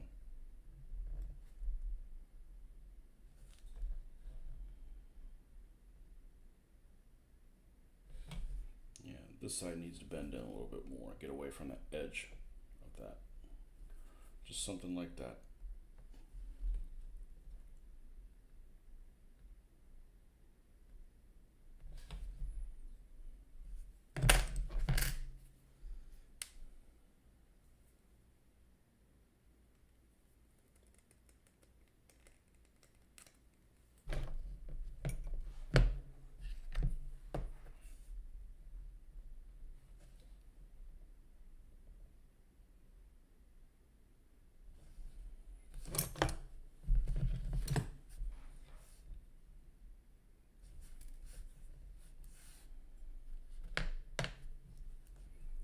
I'm gonna drill a hole in the roof,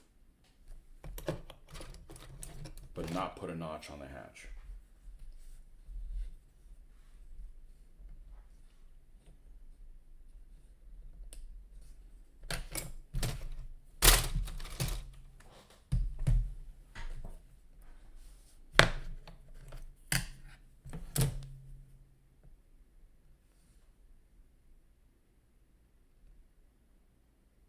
Alright, so I'm going to put one even with this right here.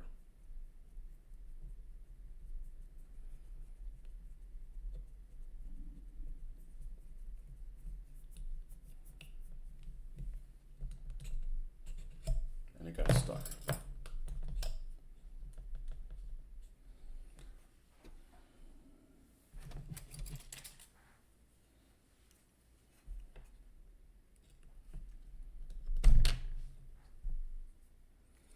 That's the problem with these little pin vices is I just feel like they don't get that good of a purchase on these little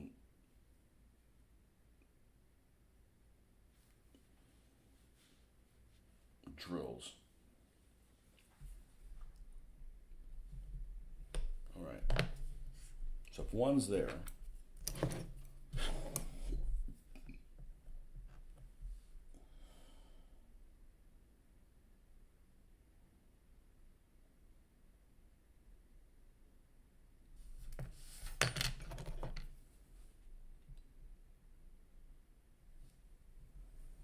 the other one will be here.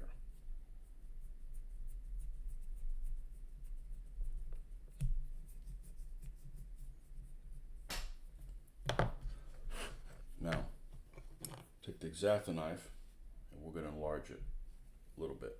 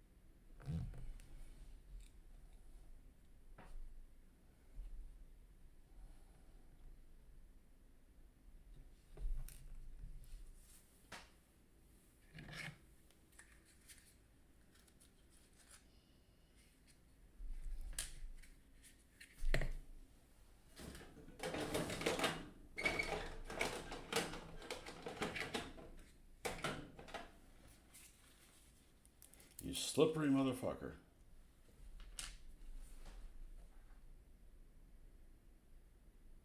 Jeez, this thing is watery.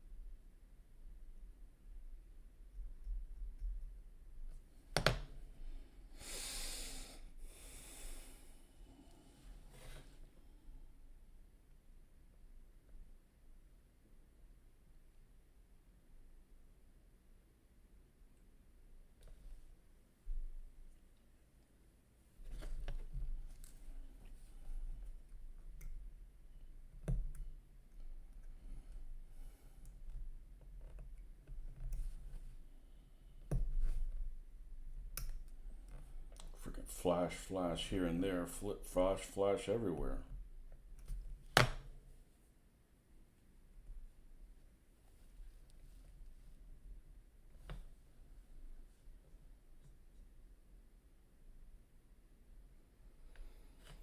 Where's this flash? I can't see it from the top.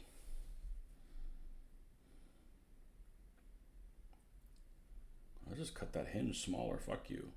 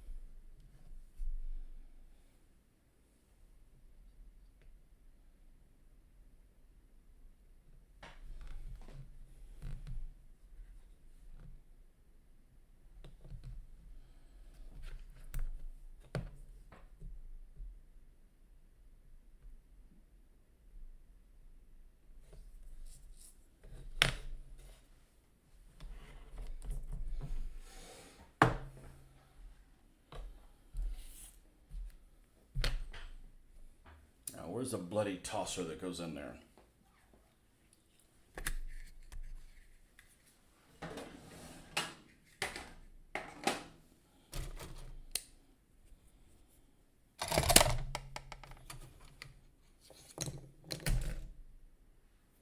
Nope.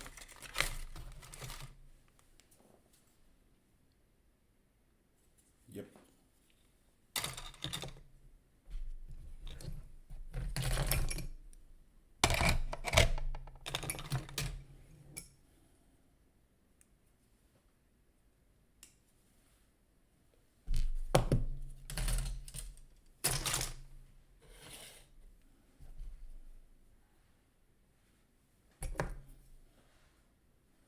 You got lots of other commanders, but let's see what this guy looks like in there right now. He's not going to be permanently glued.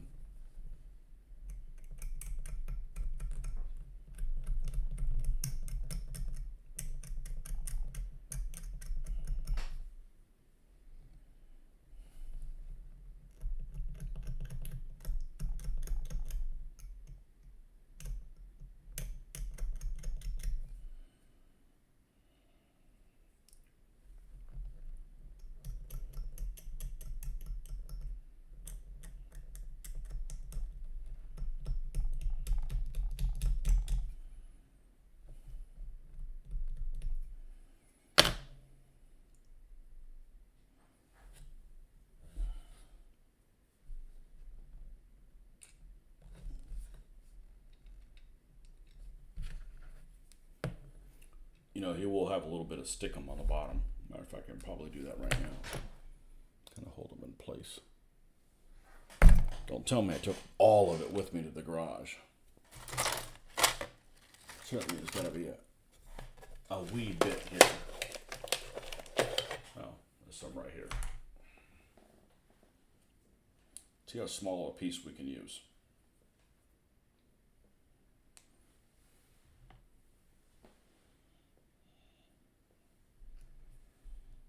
Oh, well, the bottom of them needs to be flush. Just tracks for a train station? You're the European one. Are you going to make it for in Europe somewhere? Now, there's a little hole in here, actually.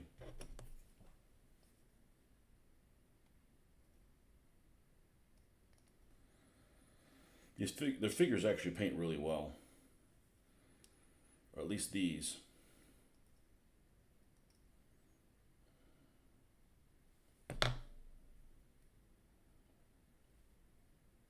We'll clean them up some more later.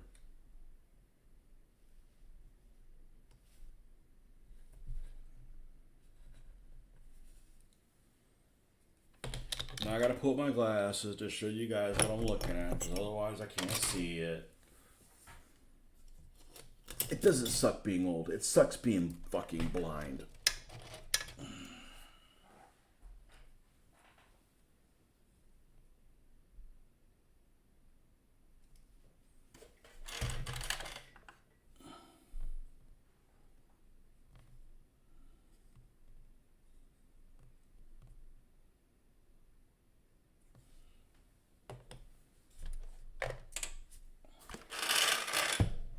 Now,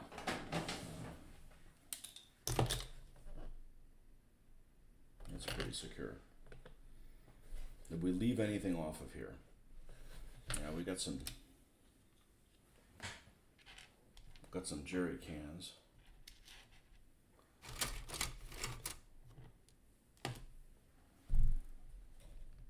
Yeah, we just turned that machine gun around. If I do more, I'll probably do all kinds of funky angles with them. But it definitely needs to be facing like this or like this if you're going to have a commander figure, because otherwise it'll be over them.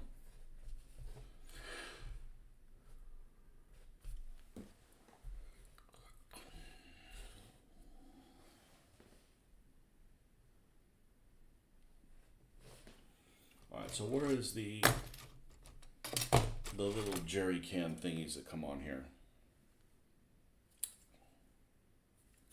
Okay, it's not that sprue.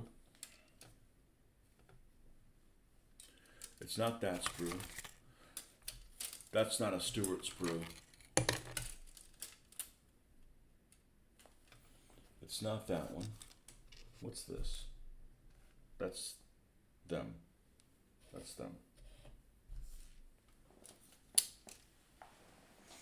All right, we'll glue this on and then we will go and wash the tanks.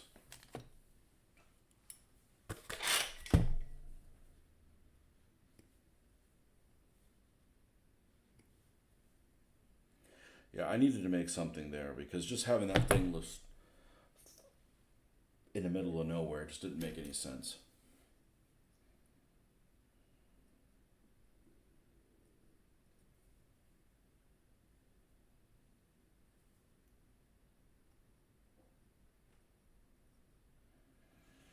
Just floating miraculously.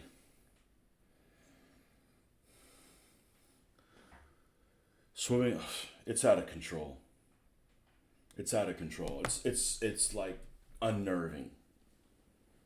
You know, it's a lot of interference. Like, hey, what's this over here? What is it? Oh, it's nothing. Nothing you need. Hey, what about me? Huh? Oh, it's nothing. It's just running a lot of interference.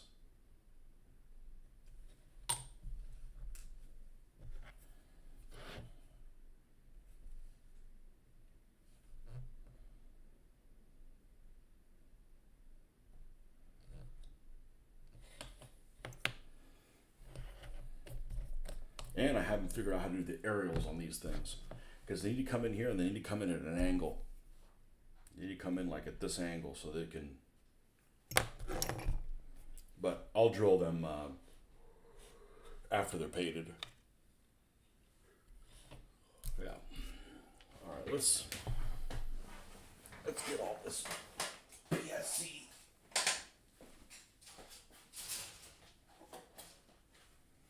PSC bullshit tree.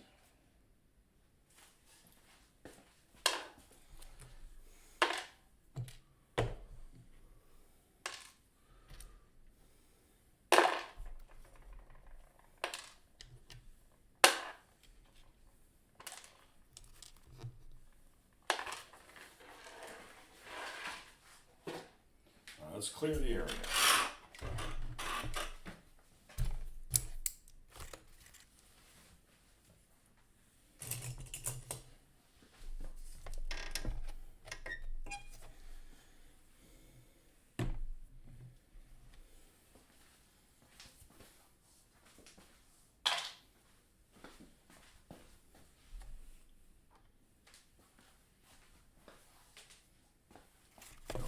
We don't need these instruction sheets right now.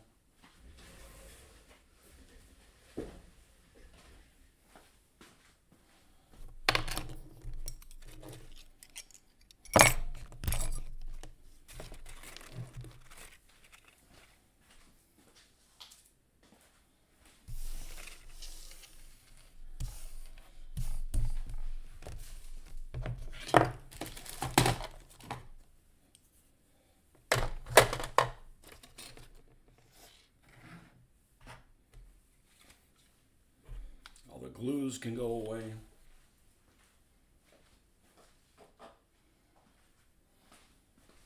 I haven't decided if I'm going to make the Stewarts with a Portland stone base and counter or a light stone base and counter. It's probably going to be a Portland stone base counter. Probably.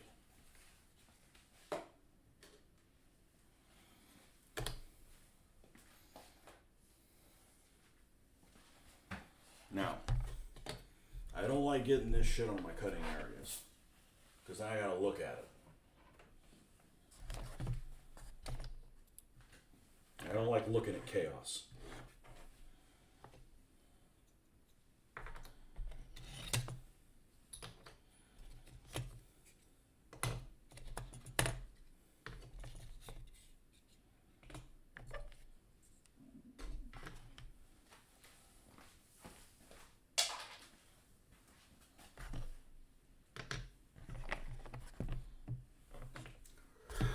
The only bad thing about these Hummers, and they have some pre-shading on them. I don't know if that makes a huge amount of difference. Just a way to work on my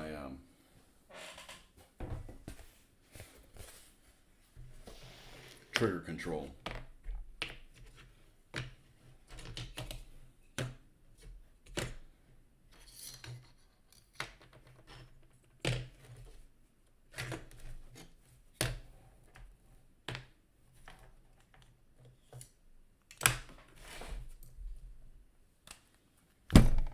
Got my nuts through, store them in bags by country. Also lots of extras. I'm trying to use them. Yeah.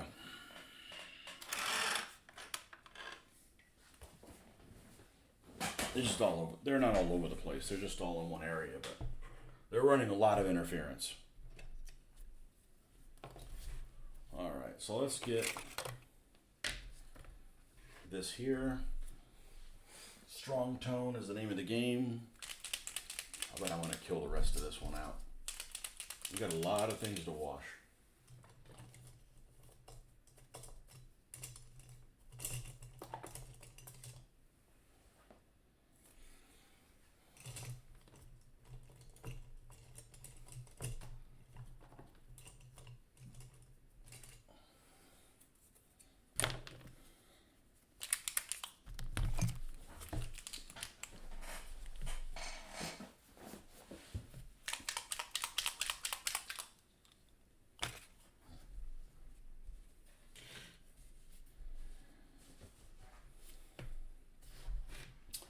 So let's see. Let's think about how we're going to do this. We got so much.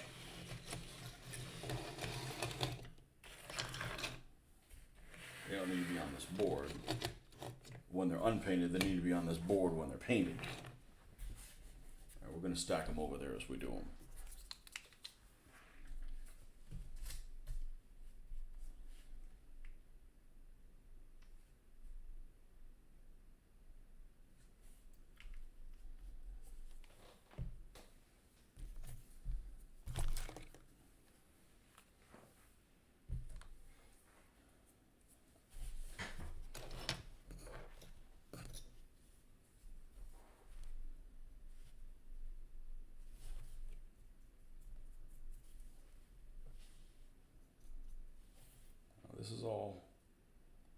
Getting limpy.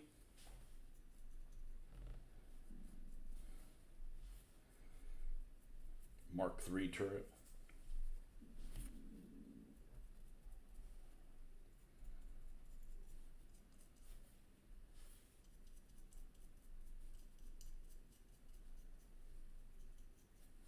It was much better than the second iteration of the Nuln Oil. That as soon as if you went over it, it got all like sticky.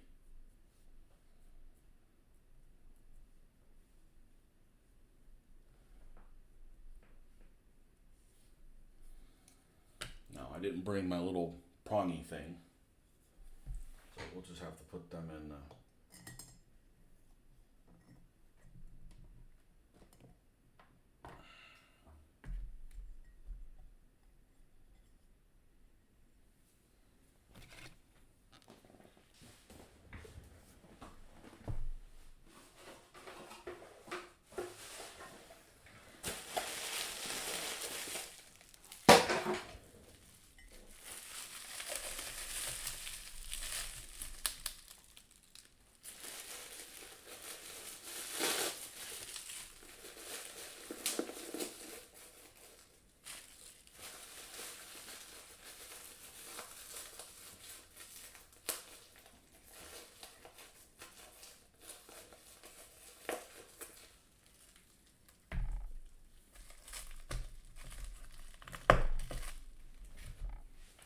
Forces you to be freaking ingenuity.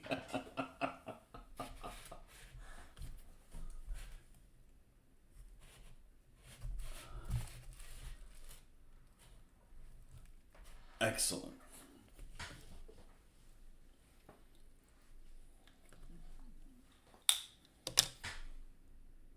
PSC is certainly a big contribution to your spares box. Very welcome for kit bashing and making scatter terrain. Yeah, but they can run a lot of interference. I don't know. I'm souring on them a little bit compared to before. You pay for all that extra stuff.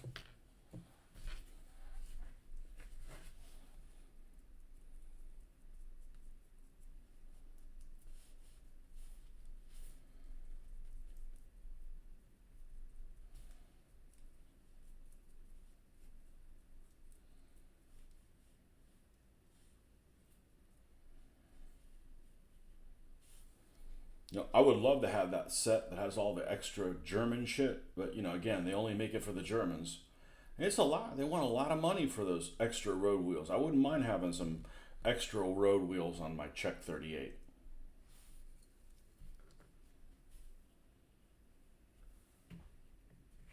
Ah, fuck me.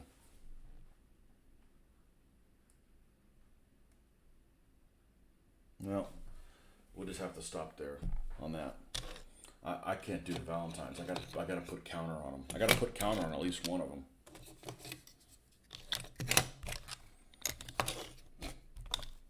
Well, I got extra. I get an extra Mark II turret if that doesn't work out. Now these I can do because these are going to be just plain Jane things.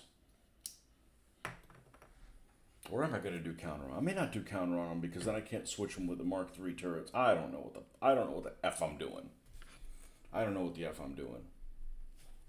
I need a drink.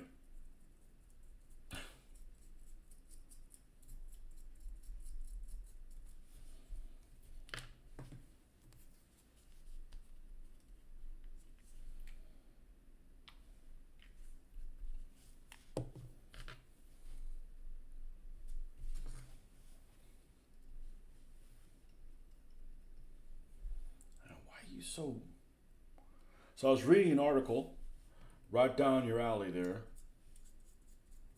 Marcus, that I don't know how accurate it was. It might have been on the Hasegawa instructions. I don't know if that's accurate or not, but they claim that these vehicles, the underside was painted black.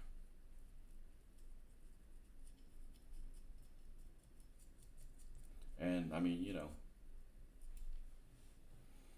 and then it got weathered or whatever. Doesn't seem right, but Okay.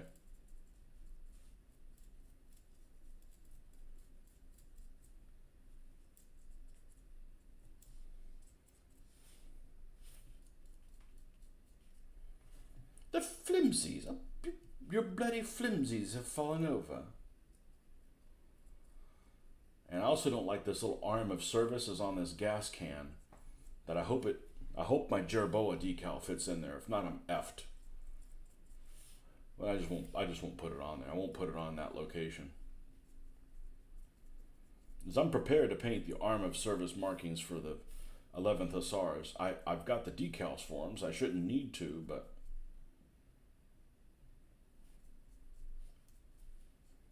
I'm not painting the Jerboa by myself.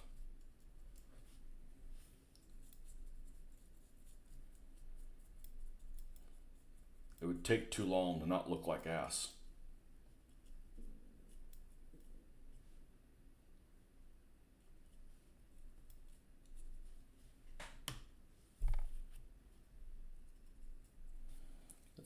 Let's get on with a smaller. I know I can't look at my brushes because they're 3 feet away from me. It's all one big ass blur.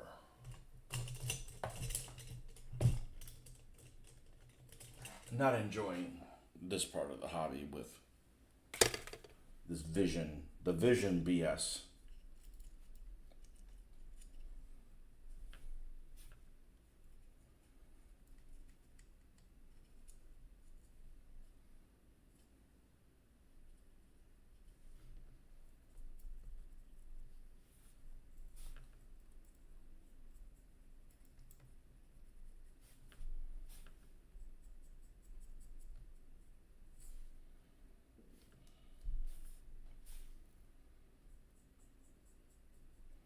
I don't know what I'm going to do with the front of this, but I don't want every single one of them built exactly the same way.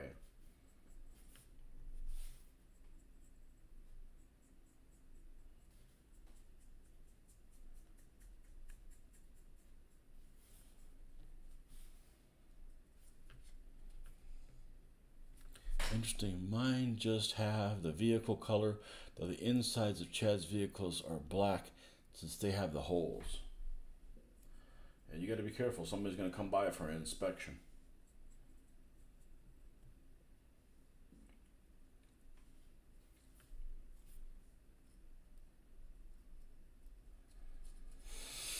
I don't like the inside of any hatch that remains open to be the color of the inside of the vehicle. It looks wrong and doesn't seem practical. Like, okay, you got everything in some kind of camouflage color, and then as soon as you open the hatch, it's hello.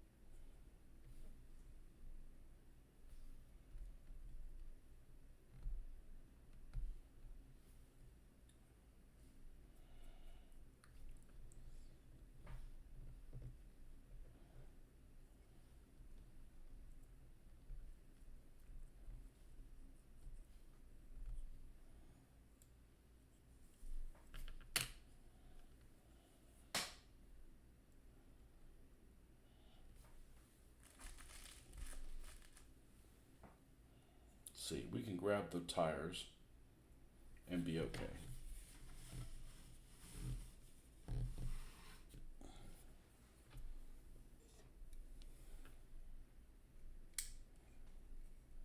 No, axle's the best place for it.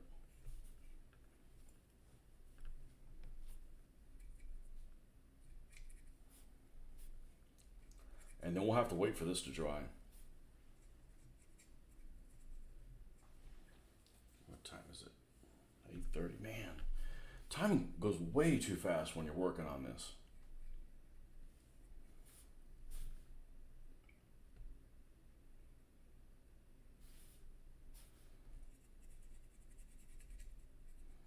Well, I don't want to take these A13s and paint them all exactly the same with the same counter paint scheme. So I may actually paint some of these like they went to grease.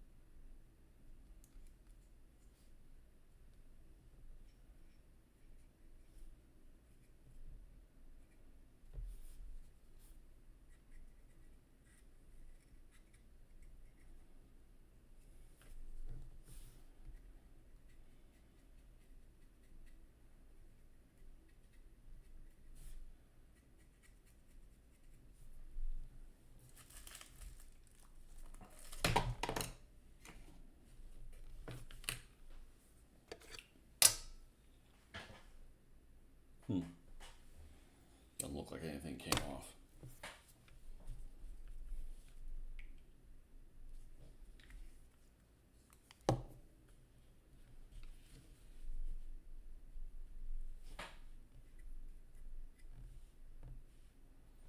Just setting it one side to get more of this liquid.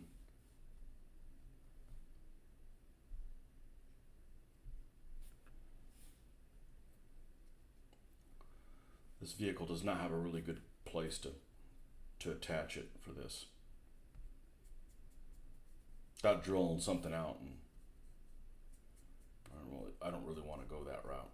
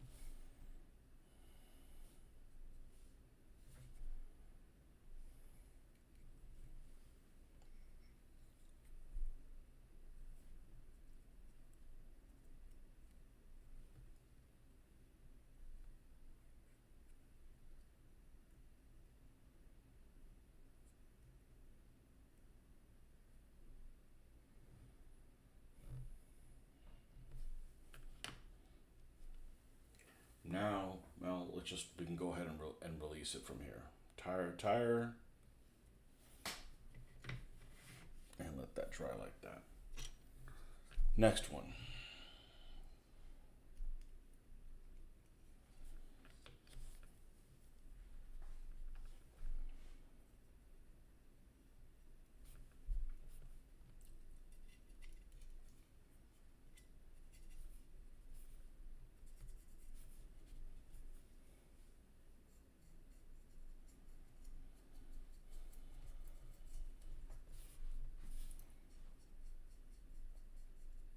I don't love this part of the process. It takes a little too long. I feel like anybody can do it. I don't like doing stuff that I feel like anybody can do.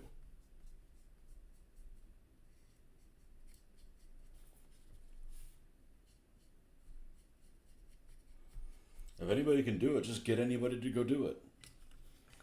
Instead of bothering me. You're bothering me, boy. Boy, you're bothering me. I said, boy, boy.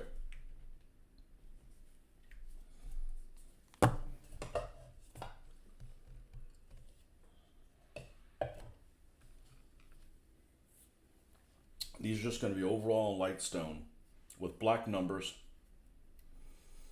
arm of service markings, no nicknames. 11th Hussars didn't use nicknames, unfortunately.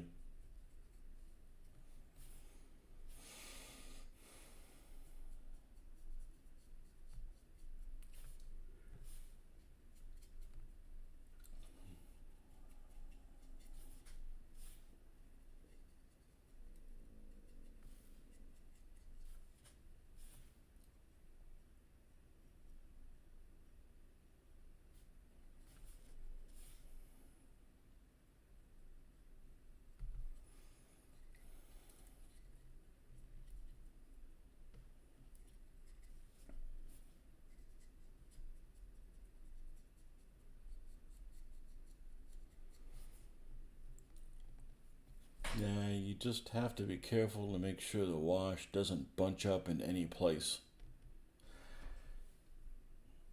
Yeah, it's not a problem really because of the coloring of it. It's more of a thickness. And I hate that it's glossy because it really throws you off like, does this really look good? And it's kind of hard to, you got to look around that glossiness.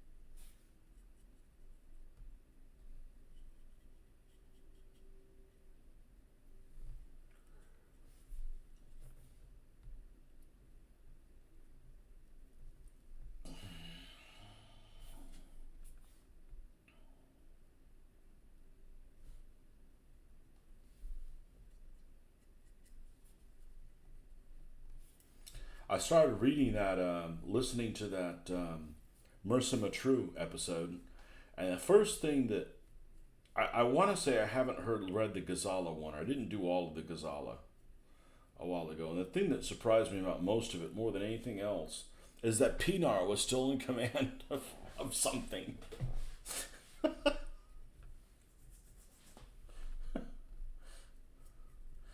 I guess he had a good PR department for him.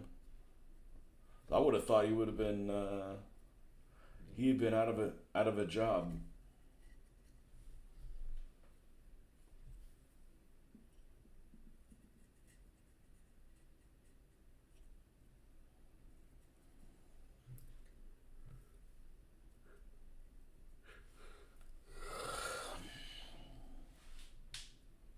Next thing you know, Gambara is still around.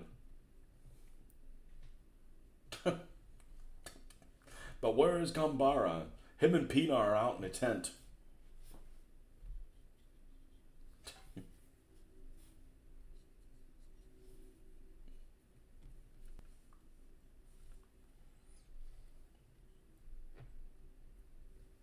I tried watching on my lunch day the other day and I fell asleep. Which happened, which is not that unlikely an event considering when I'm done eating.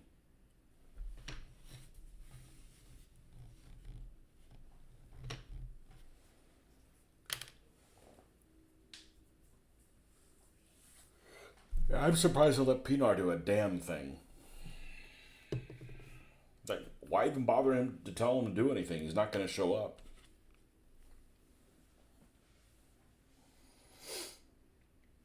All right, we need to do some turrets for these armored cars. It's funny, I don't normally put a U on them when I'm doing armored, but if I'm using the British nomenclature for them, then yeah, if it's like the British unit, yep, it looks better with a U in it.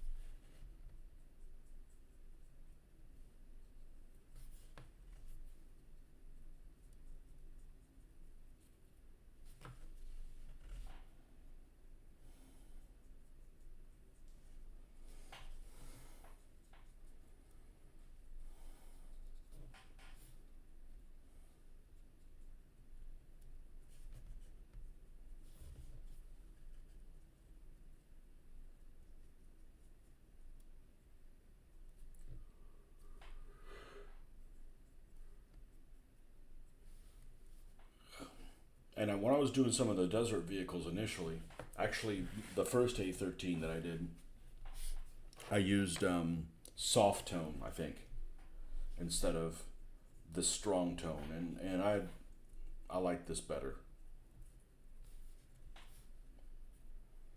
You know, we're not going to leave it on there. We're going to dry brush over this.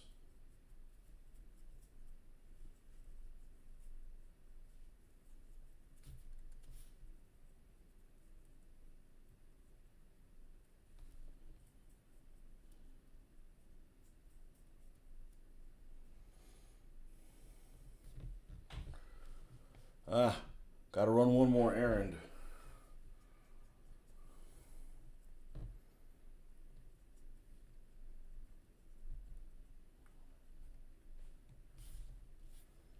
Easier to run them today than on a work day.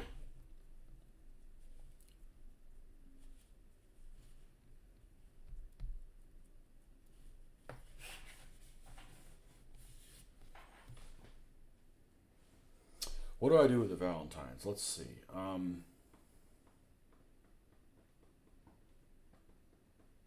not going to paint them in counter. At least I'm not going to paint these two, because if I want to switch out the turrets, then you know the Mark IIIs aren't really going to be in counter scheme.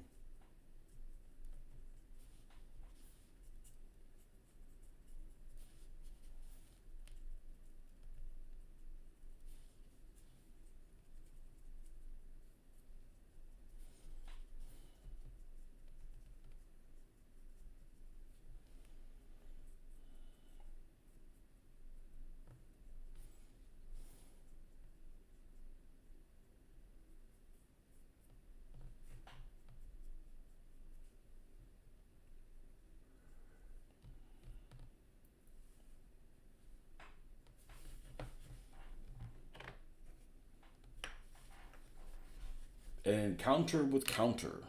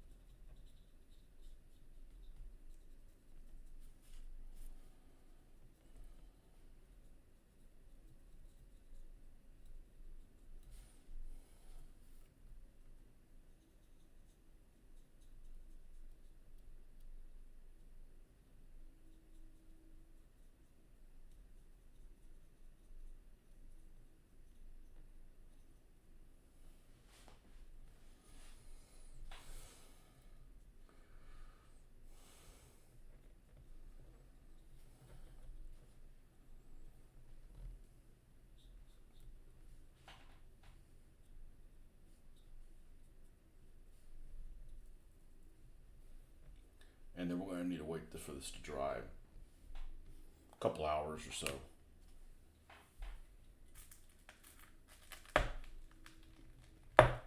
2-3 hours.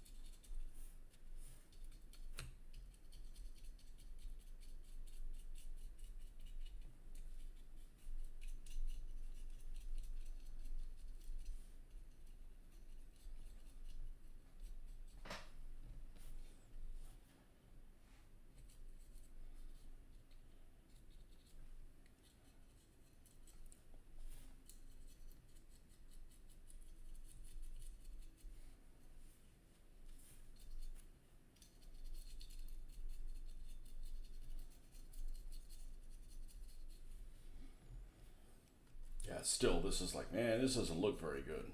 Trust the process.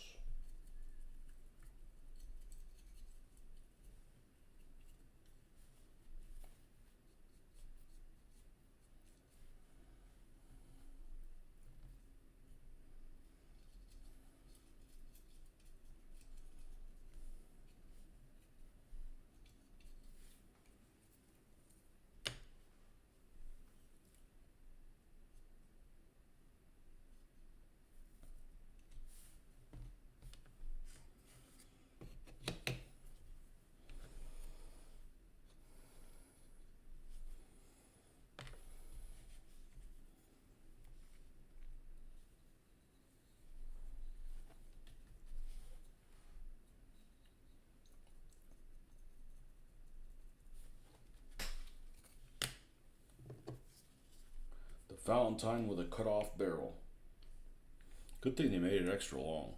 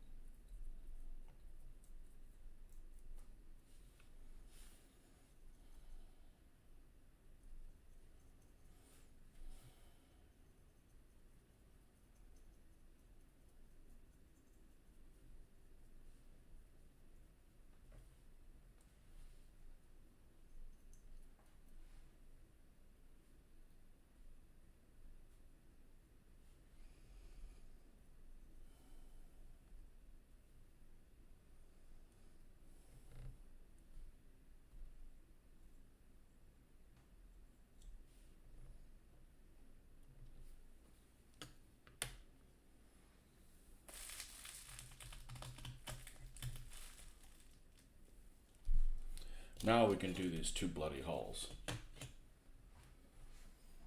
Any more of these clippy things here?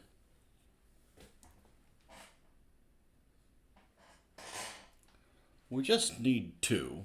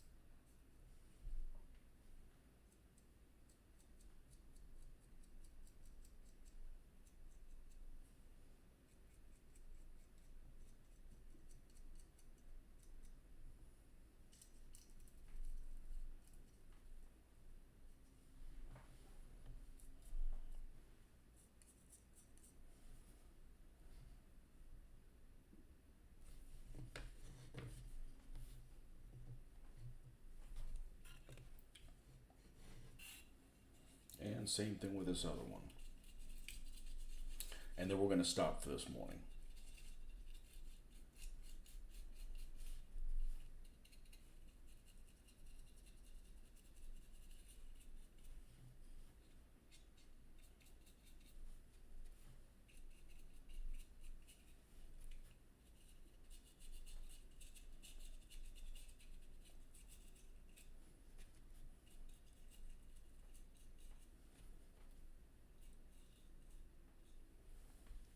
We don't need that.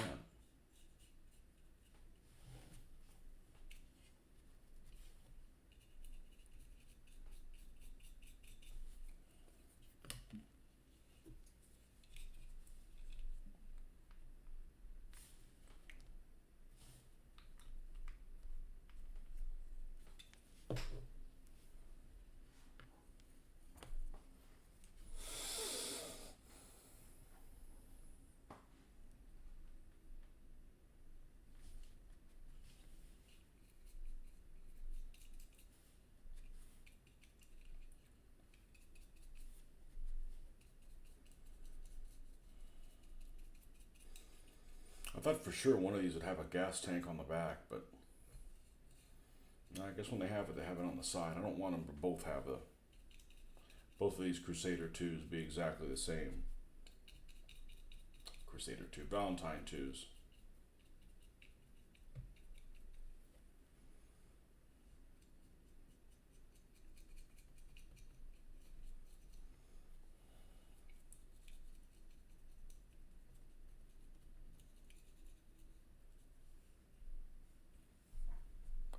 Going to do the A13s or some AK vehicles. I don't know. I'm kind of all over the place, unfortunately. The only reason to do the A13s next is so that, since they're a brand new, the Africa Corps vehicle is, I'm just working the colors on up on it. But man, I like the British vehicles more. They're more fun to paint.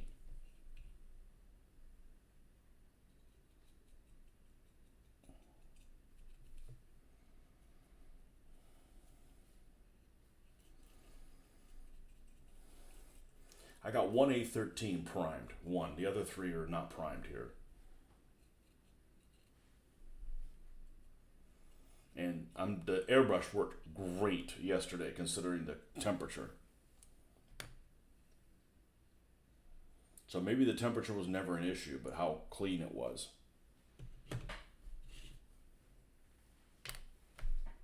Let's see how this thing is looking.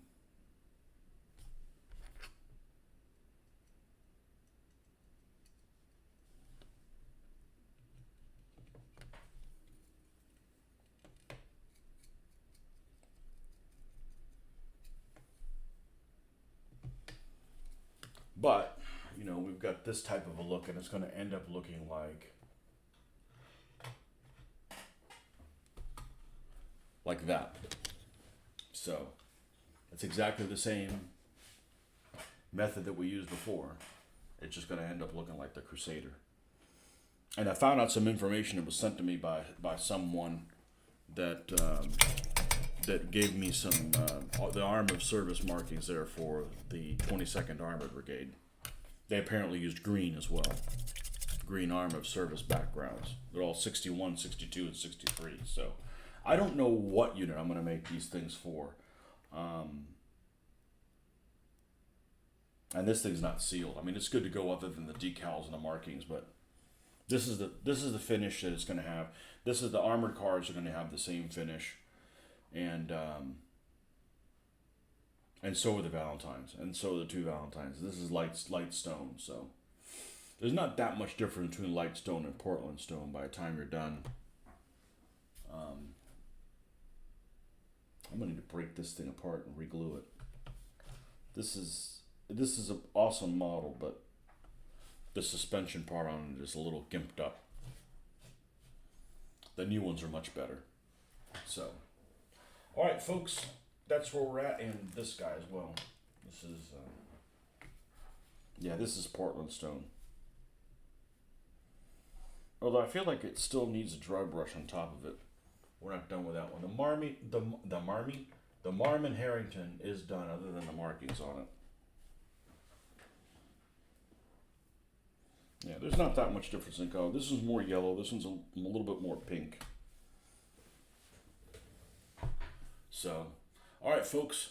I'm sure I'll be back on today once some of this stuff dry. What I really want to do is the desert pink Valentine. That's what I'm really excited. Just to see something different, something that looks a little different. So, and we fixed the barrel. We just chopped the end of that off and re-drilled it. It worked just fine. So, all right, folks. Thanks for stopping by. We'll see you in a few hours.